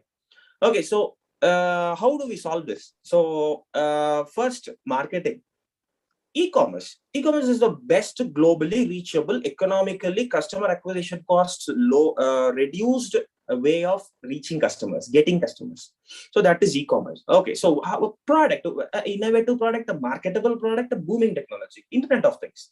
Great. So how do you reduce your team? Collaborate with the team. There are electronic developers. There are wonderful electronic hardware developers. Partner with them. Get their product. There are wonderful software developers who could make wonderful softwares, ERP softwares, machine learning softwares, you name it. The creativity level is unlimited. So collaborate with them. Do not try to reinvent everything.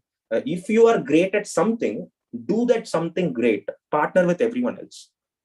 Do not try to do everything. That is where we in average we take 2 years to deliver a project, and around 85% of the projects fail. Doesn't even go to the market. So that is where all of our resources are going down the drain. Revenue. So SaaS is the greatest revenue model that we have ever seen. Software as a service. Sell a product, make your money every year or every month. Consistent income. Sell 1,000 pieces today, sell 2,000 pieces tomorrow, sell even 100 pieces day after tomorrow. In a bunch of 1 year, you would have sold about 1 lakh devices. Let's assume you have sold 10,000 devices. And you make revenue from it every year. So even 1 year, if you do not do a business, your income would be, your company's valuation would go up. A SaaS is where you could increase your company's value. A stable company, you can build a very stable company, scalable and stable. You can plan your financials depending on this, because these are guaranteed payments. SaaS is a guarantee. Okay, so scalability. So it has to be modular. So how do you solve scalability? It has to be modular. Build things as packages. If you make a hardware, make it as a package, module. Do not make it as a solution. Make that as a module. Software also, make it as a plugin. Like make that as a module. Do not make that as a solution. Okay, so this is our company, Chatting Birds, and in one simple line, if you have to say, our company, Chatting Birds, is a e-commerce for IoT. It's a platform where a hardware guy can make the hardware, software guy can make the software. Both of them can collaborate and deliver a solution.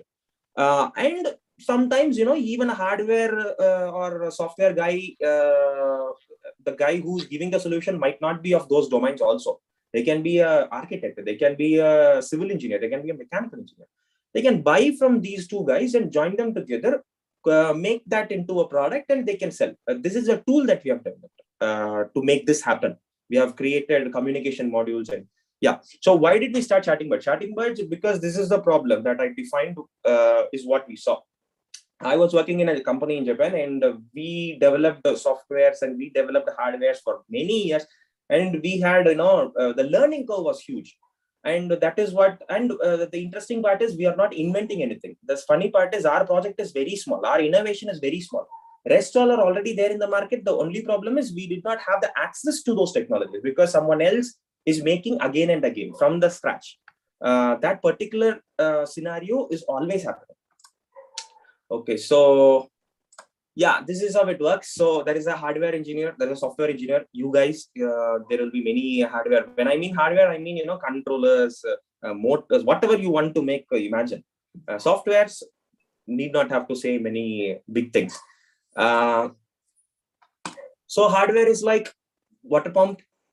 For example, water level monitoring, that is tank with the level sensor, for example, and the SCADA kind of industry 4.0 kind of data reader, like injection molding machine data reader or something, and readers with attendance thing. Many things are there. Hi Akhilesh. So we are running out of time for the next startup, so we can wrap it up a little. Okay. Yes. Okay. So. Okay, this is what it is. Okay, so to make it fast, okay, so hardware and software would be integrated, and someone else can make it as a solution. That is what we have made. So a problem is given, and a solution is compiled, and by a customizing guy, and he can purchase it from the e-commerce site, and he can deliver a solution to the customer. This is what our product is. So we have a developer tool, a client tool, and an online store. So how do we help? So okay, so our Chatting Birds is an e-commerce platform. You can sell hardware and software as modules, and IoT also. We are into IoT. Our platform Chatting Birds is an IoT platform. Hardware and software can be seamlessly integrated. Collaboration, as I said, it is an e-commerce site, so you can collaborate with the hardware and software team. Independent developers, many companies would bring their products into the solution. So your solution will be compatible with other products also. You can develop a solution based on other products. So SaaS, we do support SaaS because we do a 30% revenue sharing with the person who is selling the product to the customer. So every time the end client makes a payment for every year, 30% revenue would be shared with the solution provider. And of course, it is modular because we said it is hardware and software independent and vice versa. So any software will be compatible with any hardware will be compatible with any software. So if a developer is not good, or if the customer wants to change to a different manufacturer, of course they can do it very easily. Anyone can do it. It is anyone when I mean a trained person. Okay, Mr. Santosh sir can continue here. Yeah, good evening, friends. I don't want to take much of the time. See, what I would like to say is, alone, it's always say that alone we can do little, but together we can do wonders. It's actually we are setting up the platform in every college and institute so that they form a team. I mean, you can form a team. The team can be combined among these students in the institute or across different institutes to form a product which can go to market. So the team forming setup is what we give the environment is. You can go to next slide. Okay. Yeah, if you see that we have different steps when you collaborate with the institute or colleges. So yeah, you can just keep on going. In step one, what we do is we sign an MOU with one of the department in any of the colleges, and we set up a physical IoT lab. And we also give a IoT technical, I mean, we also give a LoRa tower for the students to access the gateway and the cloud platform. We also give a free cloud services and training. and testing purpose. In step 2, what we do is we offer basic training for students. So all the training materials are provided, and they will start developing the products. This, once you set up an environment of this kind in the college, the similar environment will be there in various different colleges. So they all can meet up in the same environment. They can talk to each other. They can find how the solution is, all that. Finally, we just work with the real-time industries. We get some we ask for the problem statement. We bring it here, and then we just make the students develop the solution for that. So these products which come out will be scalable, because once you make the product in our platform, it will be always there. It can be used by some other student of different college for a different solution. This is how we work. That's what we basically trying to project in our IoT platform. And finally, yeah, what we normally do is we develop the skill and training development is given in our IoT. Then we bring the same thing as a prototype. The students combine and they form a small prototype product. That prototype is taken to manufacturing. We test it, and then it goes to entrepreneurship level. That's how when the product comes out of the college, you will also come out as an entrepreneur. That's how we try to develop the whole platform. Next, and for this, to understand more better, we just, because the session is very small, we just made a small YouTube. You can capture this link, and we also have a small registration. You can do this registration. We'll have a small webinar there. We'll tell you how a platform is being used. So everything is free there, including your cloud setup, cloud platform. You can access your devices to the cloud and send it and see in the dashboard. All things can be developed over a period of time, in a small period of time. The webinar, yeah, the webinar you could it would be very useful because we would be introducing the product a little bit in a detail. As today we do not have much of a time. We want the people to register, and there we could have 1 hour webinar. And the YouTube video is for the product. So we will also have the contact detail here. So if you want to contact us, of course, please feel free to contact. Yeah. So now we can go for the Q&A. Will the webinar on 3rd October, sir? Yeah, the webinar is on 3rd October. Correct. Not October, September. Coming Sunday. No, that is October. October. That's what. Oh, sorry. Sorry. 3rd October. Yeah. You have to, but kindly register for the same, so that you'll have it. Yeah. So Akhilesh and Santosh, I think it will help if you post all those details in the chat box for the college's students and faculty to pick it up. Sure, ma'am. I'll just do it. Yeah. And will it be okay if you can wait for 15 more minutes? We'll finish the other startup also and take the questions together. Will you be okay with that? That's okay. We'll be okay with that. Yeah. Thank you so much. I think Joel will go with the next startup and then take questions together. Exactly, ma'am. Sure. So next we have Biomimicry Complex from Mrinalini and Shivasubramaniam. So Mrinalini, you can present for the next overview and about startup training. Yeah. Hi. Let me come on screen. Yeah. Hi. My name is Shiva. Mrinalini and I are the co-founders of Biomimicry Compass. What I'm going to do is I'm going to very, very quickly talk to you about what our company does. And I'm hoping that there'll be a lot of questions and all that. But essentially, for about 15 minutes, we will present to you what we do. Let me go to the presentation. So that's what it is. That's our logo and the name of our company. It's called the Biomimicry Compass. I will very soon come to tell you what is biomimicry. These are the founders. There you have Mrinalini. She's the CEO. I'm the co-founder. We have Professor Shivakumar Srinivasan, who is also co-founder, and Professor Satya Seshadri, who is the co-founder. Very, very quickly, especially for those of you in this audience who are students and teachers, biomimicry is about learning technology from nature. Okay, learning technology. So therefore, you walk into a forest, you look at a lotus leaf, and you're curious to find out why is it that the lotus leaf is not dirty while everything else is dirty. And then you examine the lotus leaf and you find that it's got these small microstructures. And when the water falls on the lotus leaf, the water is pushed away along with the dirt, which makes the lotus leaf clean. Now, the engineer in you, the curious person in you will ask yourself, what is the technology of the lotus leaf? And you find that it has got these microstructures, but you don't stop there. You ask yourself, how can I make this technology useful in the real world? And one of the ideas could be you can make paint. There's actually a company called Lotusan Paint that actually makes paint using the lotus leaf technology. So biomimicry is mimicking nature, imitating nature in order to make products, in order to make processes, etc. Right? So that's biomimicry essentially. So you can use it for becoming innovative. So at Iitum Madras, we teach biomimicry. I'm going to quickly take you through the syllabus so that you start to understand what biomimicry is and the opportunities there are in biomimicry. This is the larger slide of creativity, just to help every one of you who is a student here understand that creativity is a larger than simply generating ideas. So if any of you is interested in learning creativity, you can see the scope of what you can learn, right? You can learn thinking skills, you can learn curiosity, attitudes to creativity, process, all these things. But this is not the subject of today's session. Today's session is biomimicry.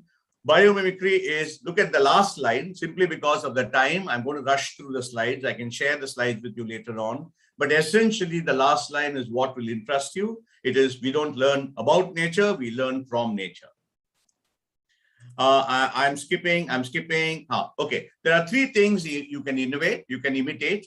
One, you can imitate the form of nature, or you can imitate the shape, surface, or texture. The example of form, I'm sure most of you have read it. The example of form is this brilliant example of the bullet train, right? So the bullet train had a problem going into tunnels. When it was going into tunnels, making a lot of noise, people were complaining.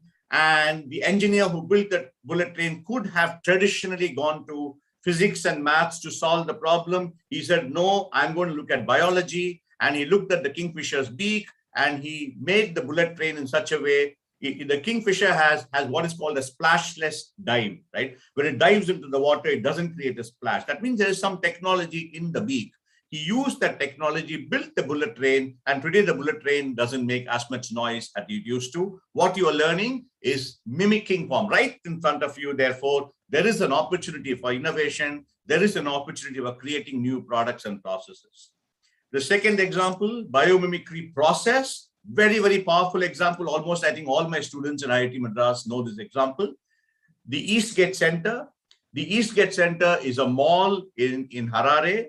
The architect of this mall, Mick Pierce, he was asked to build a building not using much of energy, not using too much of energy. So what he did was he looked at the termite mound and he found that the termites, T-E-R-M-I-T-E, termites have these small microstructures. They let in air in the evening and let out warm air in the morning. He has designed the Eastgate Mall using the similar principles of the termite mound. The Eastgate Mall uses 65% less energy, right? Now, ask yourself about the future of housing, right? 30 years from now, can we have a house without air conditioning? And that's what biomimicry is. It's a very futuristic, very, very in the future sort of science.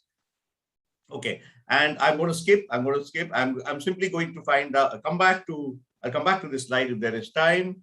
And now, if any of you here, every one of you here, because there is in Iitum Madras, we have a biomimicry program, 30 students attending. Any of you here wants to learn biomimicry, it's very, very simple. Once you understand what biomimicry is, you have what is called the biomimicry process. Remember, I told you about the lotus leaf. So you look at nature and you come back with a solution, or you look at a problem and come back with a solution. So that's what it is. That is the process. The process of so this is what we teach. This is the syllabus at Iitum Madras. What we do is we start with the United Nations Sustainable Development Goals, which means that any of you in this room who wants to be an entrepreneur can look at any of these problems, choose a problem from these 17 goals, go back and learn biomimicry and go into producing something sustainable, transformative, whatever innovation, whatever you want to do. So essentially what we're talking about is learning creative problem solving, design thinking, curiosity, systems thinking, and the biomimicry, and using the United Nations Sustainable Development Goals. Why UNSDG? Why? Because most of the time, for most of us, for most entrepreneurs, the problem is not ideas. The problem is looking for a problem to solve, right? If I ask any of you, what is the problem you want to solve? You don't know what is the problem you want to solve. Here in front of you, there are 17 problems to be solved. And all these problems have to be solved in the next 10 years. And these are universal problems. So always remember, for an entrepreneur, it's important to find out what is the problem I want to solve. Right in front of you, there are 17 problems. And if these 17 are not enough, there are these 14 problems. They are called the grand engineering challenges. So there are 17 plus 14, 31 problems for you to solve. And then what you do, you use the biomimicry process. You use the biomimicry process. This is the process. And for instance, if you're a student who wants to be an entrepreneur, you start with the challenge, you start with the problem you want to solve, and then you go on to one by one. Don't worry about the process now. That's something very, very easy. You go to 1, 2, 3, 4. At the end of 6 steps, you have a solution. You can start wondering whether you can commercialize it or not, right? So either for research or for innovation and all that. Let me quickly show you some students' work. So these are the design principles of nature. When nature designs, they look at, so you can use biomimicry either for coming out with a new product or a new process, or you can use biomimicry if you want to design something, right? Whenever you want to design, these are the 10 design principles that nature looks at when design in nature takes place, right? So for instance, look at the first one. Nature uses only the energy it needs and relies on freely available energy, which means that nature does not waste energy. So essentially, therefore, what you're looking at, look at this. This student, she wanted to start something on clean water and sanitation. We teach them, how do you frame a problem? How might we have facilities to ensure safer sewage management? And then she looks at the organisms in nature that solve the filtration problem, the human kidney and the wetland soil systems, and comes back with an innovation to actually solve the problem. So we are looking at problem-solving techniques. We're looking at opportunities for entrepreneurs. Go back to this. So this student, she wanted to solve the gender equality problem. For her, whenever you look for a problem to solve, see to it that you are emotionally attached to the problem, because you cannot solve a problem that you're not emotionally attached to. For her, the emotional attachment was that 14-year-old poor schoolgirls in India cannot go to school because there is no facilities for menstruation. Therefore, for her, the girls were dropping out of school, which is not a good thing for gender equality, right? So therefore, she framed the problem, how might we improve sanitary conditions for menstruating schoolgirls? From that, she got the question. Now I'm going to ask you I'm going to tell you one question, okay, that will change your entire mindset. So biomimicry means asking the question, how does nature solve something? So when the answer that you're seeking is sanitary conditions for menstruating schoolgirls, the question you ask is, how does nature maintain cleanliness? And that's what turns you towards nature. How does nature maintain cleanliness? How does nature maintain filtration? How does nature regulate temperature? So these are the questions you ask. The minute you say, how does nature maintain cleanliness? You go to the next one, which are the 3 organisms in nature that maintain cleanliness. And then you look at these organisms, study these organisms, and like the bullet train, like the Eastgate Mall, come back with your own innovation, a sanitary napkin that need not be changed the entire day. So now this idea comes to you after about 10 weeks of learning. At the end of 10 weeks, you can decide whether you want to go ahead with this or not. So the biomimicry compass, coming back to our company, will serve 2 purposes. One is to educate people on biomimicry, help them become better innovators, or educate entrepreneurs to go and look for a new product or process that they can commercialize, right? So we are looking at the future. We are looking at sustainability. We are looking at transformative innovation. We are looking at any one of us in this room being an entrepreneur and taking our ideas to the next level, simply because the world is moving towards sustainability and nature never does something that is harmful to itself. And that is the whole idea. So at the end of this presentation now, when you go back home, you may want to look at biomimicry.org, which is the page I learned biomimicry from. and ask yourself, is it okay for me to now start learning something new? Because I want to be either an entrepreneur, or I want to be a researcher, or I want to find out how to solve a problem.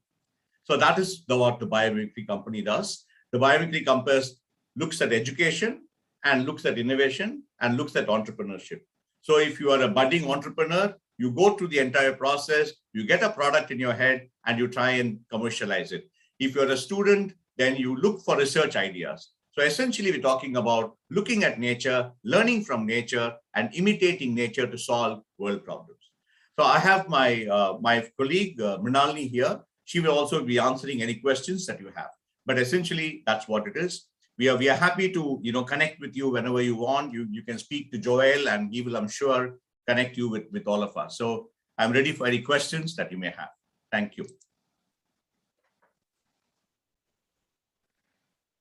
Yes. I'm done with my presentation, Joel.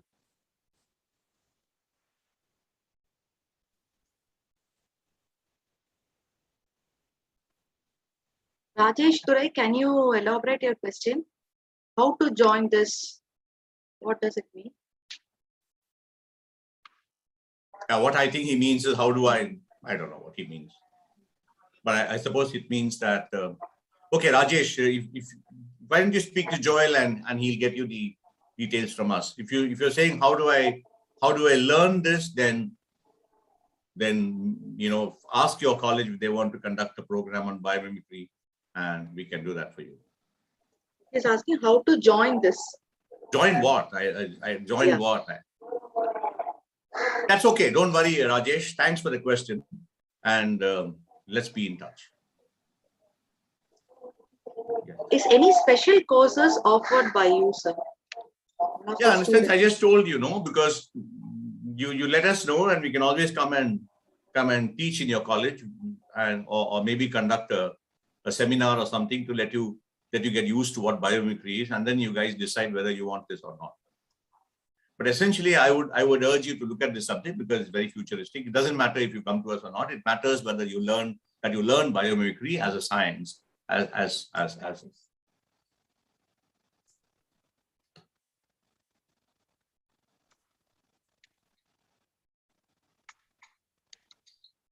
Yes.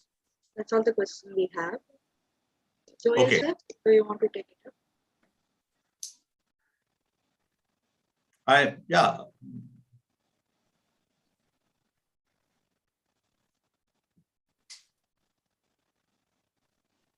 Thank you, Shiva. I think we have very fond memories of you helping us in conducting the RSW session.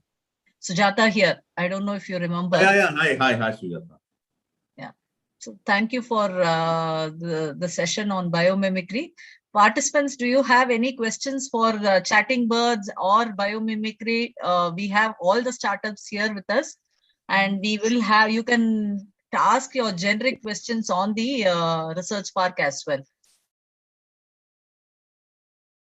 So is there any questions for Chatting Birds? We had to quickly complete the Chatting Birds session also because we were closely, in watch of time that we had planned. So if there are any questions for all the three startups or any questions on the research park, feel free to raise your hand and ask or type it in the chat box. And those of you watching in the live chat in YouTube also, we are now open for questions. Kindly ask your questions to the panel who are here.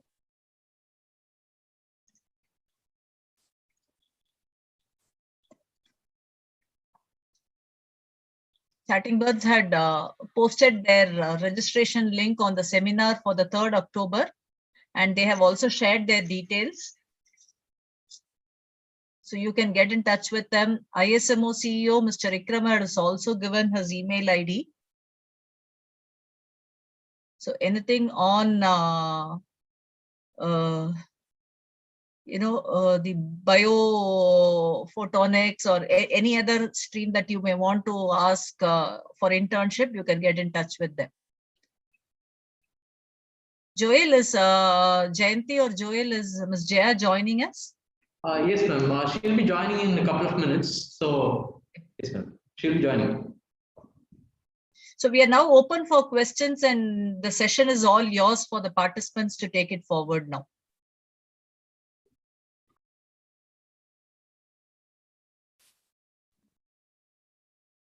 Hello, ma'am. I'm chatting, but can you just put some messages?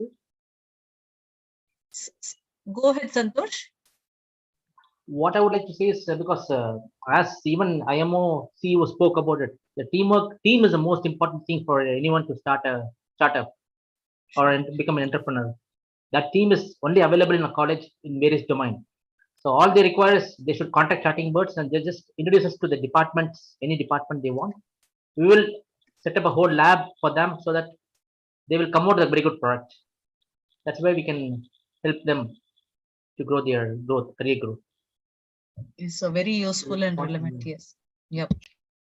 Thank you for that. Mr. Shiva, the question is biomedical is related to biomimicry. That is the question from one of the student, I suppose.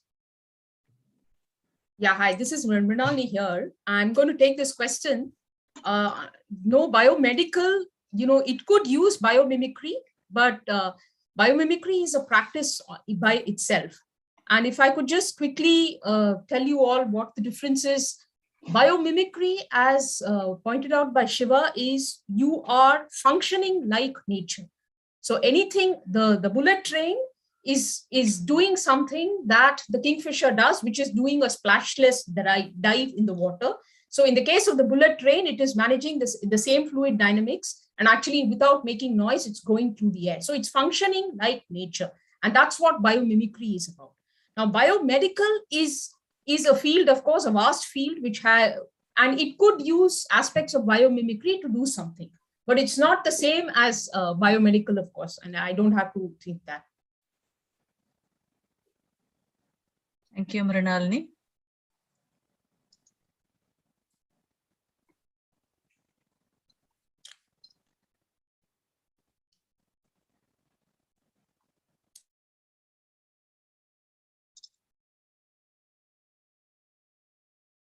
We are waiting for questions from you. We have 348 participants here, and we have close to 17, 20, 25 participants in the YouTube watching us live. So let me, if I could, I can just extend that answer a little bit also, since the question on biomedical versus biomimicry came in, if that's okay, since we are waiting for questions. Is that okay? Yes, go ahead, Mrinalini. Yeah. So many times what happens is we have these, there's something called biomorphism. So biomorphism is what you typically see in design, furniture, architecture, etc., where you see you have an object which looks like something from nature. So you have a chair that is shaped like a petal. You have a building that looks like a flower, etc. So that is biomorphism. And then you have biophilia, which is staying close to nature. So you have, we have plants inside a building. We have the sound of the ocean in the building. All this is biophilia. You're staying close to nature. And then you have bioutilization, which is you use products that are derived from nature. For example, either by way of, you use them for cosmetics, we use it for medicine, we use it for fuel. So that is bioutilization. And then you have biomimicry, where you are actually doing something that functions like nature. So that's kind of the terms that you come across. So I hope that kind of makes it easy for everyone to understand what is biomimicry versus what is biomorphism, biophilia, and bioutilization. I think that was very useful, Mrinalini. It gave definitely a good insight. Thank you. Thank you so much. We also have Ms. Jaya. RKR, are you there? Jaya from... Hi, Jaya, welcome. Good evening, Krishnamurti sir. How are you? We are all fine. We had a nice session. Yes, I was just, getting some feedback from my colleagues who are here with me. And they mentioned that there was a lot of interaction, which is very nice to hear. A lot of questions from the participants. So that was very, very nice to hear. And I'm here, Krishnamurthy sir. So if there are any questions for me, more than happy to take them and see where the students and the faculty would like to get some more clarifications. I'm happy to answer. Sure. Sujata, there was something earlier, right, which we reserved. Yes, sir. Can I read it for ma'am? You can start with that. After that, by that time, others can get ready with their questions. We already received one question, ma'am. Is the Iitum Research Park lab, such as Robert Bosch Center for AI and Data Science, accessible to other college students? If so, what's the procedure? Okay, so the Robert Bosch Center is part of the Iitum Madras campus. I think in the presentation, it would have been made clear that the Iitum Madras Research Park and the Iitum Madras Incubation Cell, while affiliated to Iitum Madras, I mean, we have Iitum Madras in our name, so absolutely we are connected to Iitum Madras, but the Iitum Madras Institute itself, right, the departments, the activities, and the centers there run independently. Okay, so the incubation cell runs independently, the Iitum Madras Research Park runs independently. So therefore, we kind of can manage the activities that happen here within our organization. But for Iitum Madras, and Robert Bosch Center is part of Iitum Madras, so therefore you might have to reach out to them. Therefore, they're quite open to kind of receiving emails. I would suggest you kind of just look up their center contact details and so on, and you should feel free to write to them. Yeah, I can take the next one, Sujata. If it comes to, I can just add that if it comes to incubation cell and working with the startups here, you're more than welcome to write to us. In fact, that's what Joel and Jayanti handle here. So if there is any interest in terms of, any internships or, if you're looking to kind of work with a startup, then you can absolutely reach out to them, indicating any startups that are of interest to you or areas that are of interest, and they'll kind of help you coordinate that. That you're more than welcome to do. How would the students and the faculty get in touch with them, Jaya? You're very feeble, ma'am. No, how would the students or faculty get in touch with Joel or Jayanti? I think their emails are available with both Sujata and Krishnamurthy Rao sir. Okay, so so you want us to them to reach through PALs only? No, you can just take their email IDs and write to them directly. That's what I'm suggesting. Okay, yeah. Just take their email IDs from them, so that once you get their email IDs, then you can directly contact them. Okay. Thank you. Always, reach out to PALs for anything. So yeah, that's good. That's good. Yeah. How much Iitm Research Park charge for the utilization of space and facility? I don't know. Very strange question. Yeah. So again, let me clarify that Iitum Madras Incubation Cell is the organization that supports startups, right? So we provide all the services and the facilities, including infrastructure, to the startups whom we incubate. The co-working space that Incubation Cell provides, and let me make it clear, when I mean co-working space, it's not like a fancy office. We give about 4 to 5 seats within our office to any startup that we incubate. We don't charge anything for the space that we give to our startups.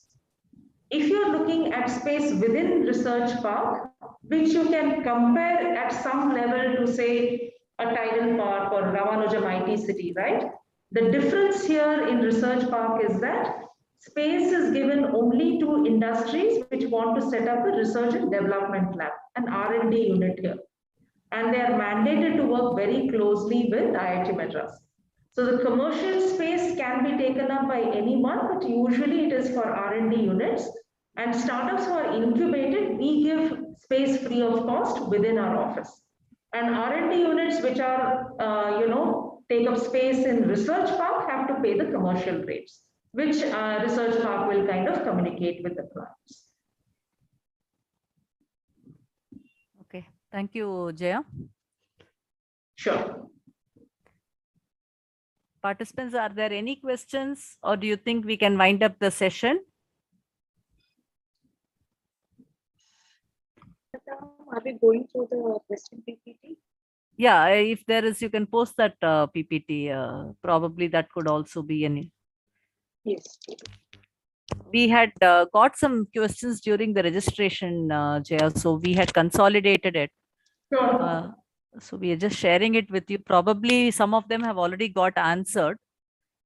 Yeah. So if you could let me know which ones, Sujata, that you would like me to, if you think some have been answered, any that you think were not answered, or you want me to further clarify, I'll be happy to do that. Yeah, so I'm just going through. I think the internship opportunities, how should they apply? What is the first step of being an entrepreneur? All that has been very detailed, covered in the sessions that we have seen. Purpose of an incubation process. You want to elaborate on that purpose of the incubation process? Sure, why not? Since I can see that there are close to like 350 participants, and I'm assuming a large number of them are students, I'd like to start by saying that we get a lot of requests from quite a few young aspiring entrepreneurs, right? Who say, look, I have an idea, and would you be able to incubate me, right? I have this concept, I have this idea, I know there is a problem, and can I approach you for incubation? Now, what is key to understand is the role of the entrepreneur is to come to a stage, one, to kind of understand that, okay, there is a real problem, right? Second, to be able to put in some effort, right, to be able to develop a solution to address that problem. Finally, that there is a real market for this solution. This is a key part on, this is a key role for the entrepreneur. He has to be able to do these three things, which is to show commitment towards addressing the problem, show commitment towards being able to build that solution, and commitment in able to understand the market. Once you've reached a stage where you're convinced on all these three fronts, which is that yes, there is a problem and I want to be able to address this.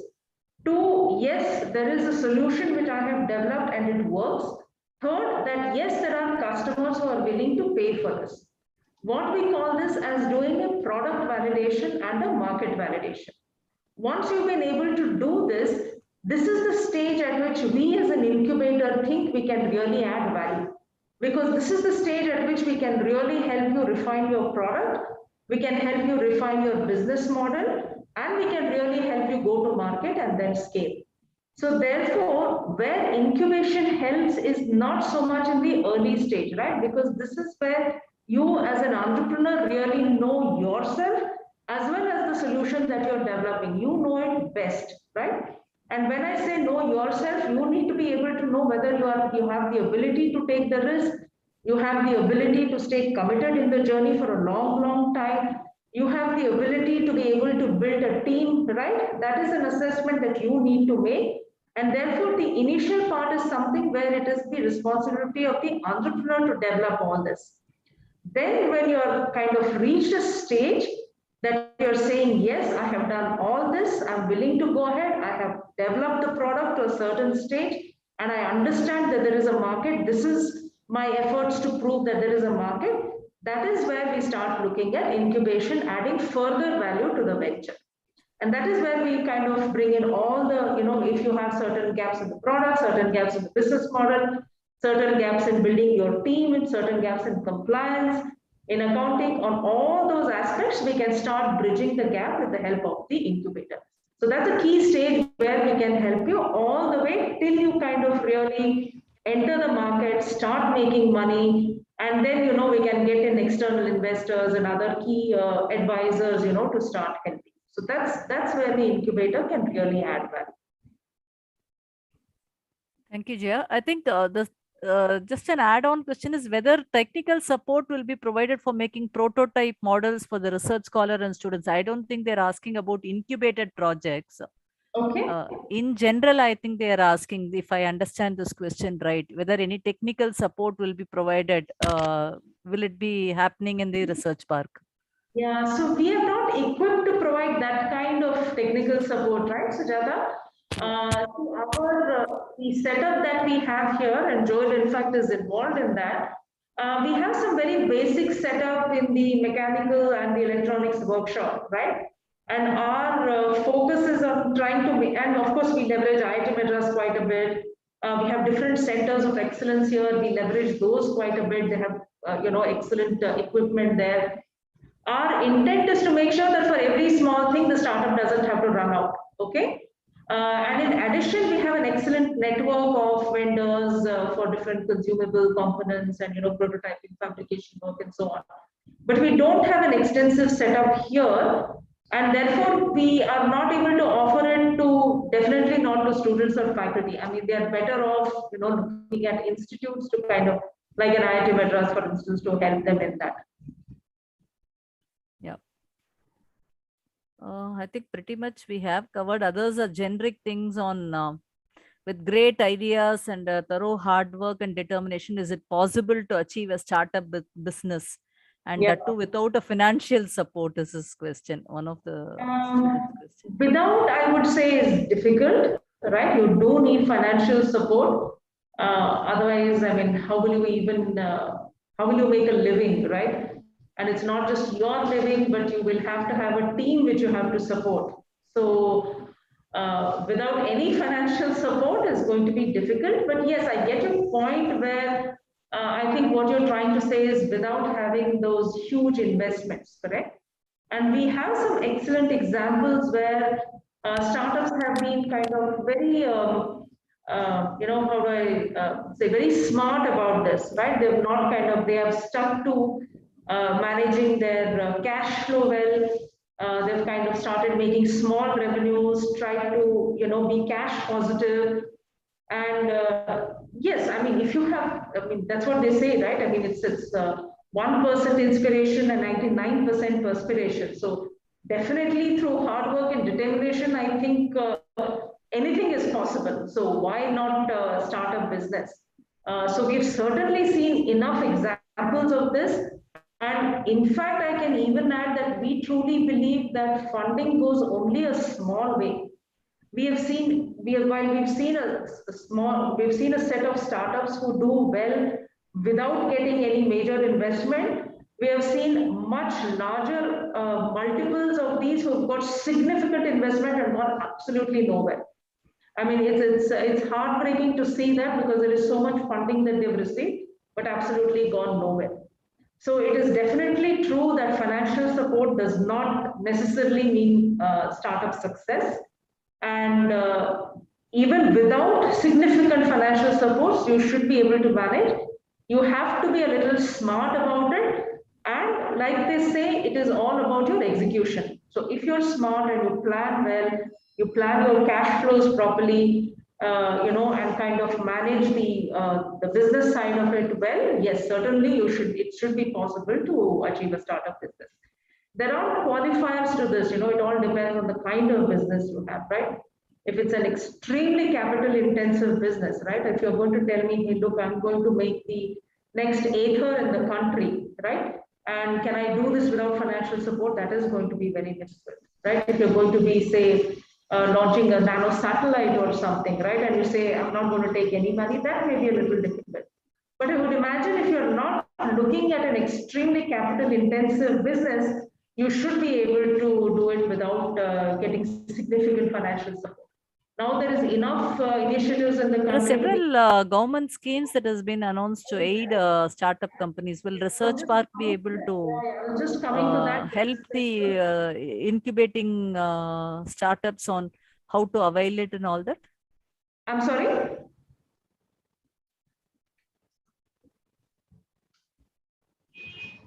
I didn't get the last part, Sujata.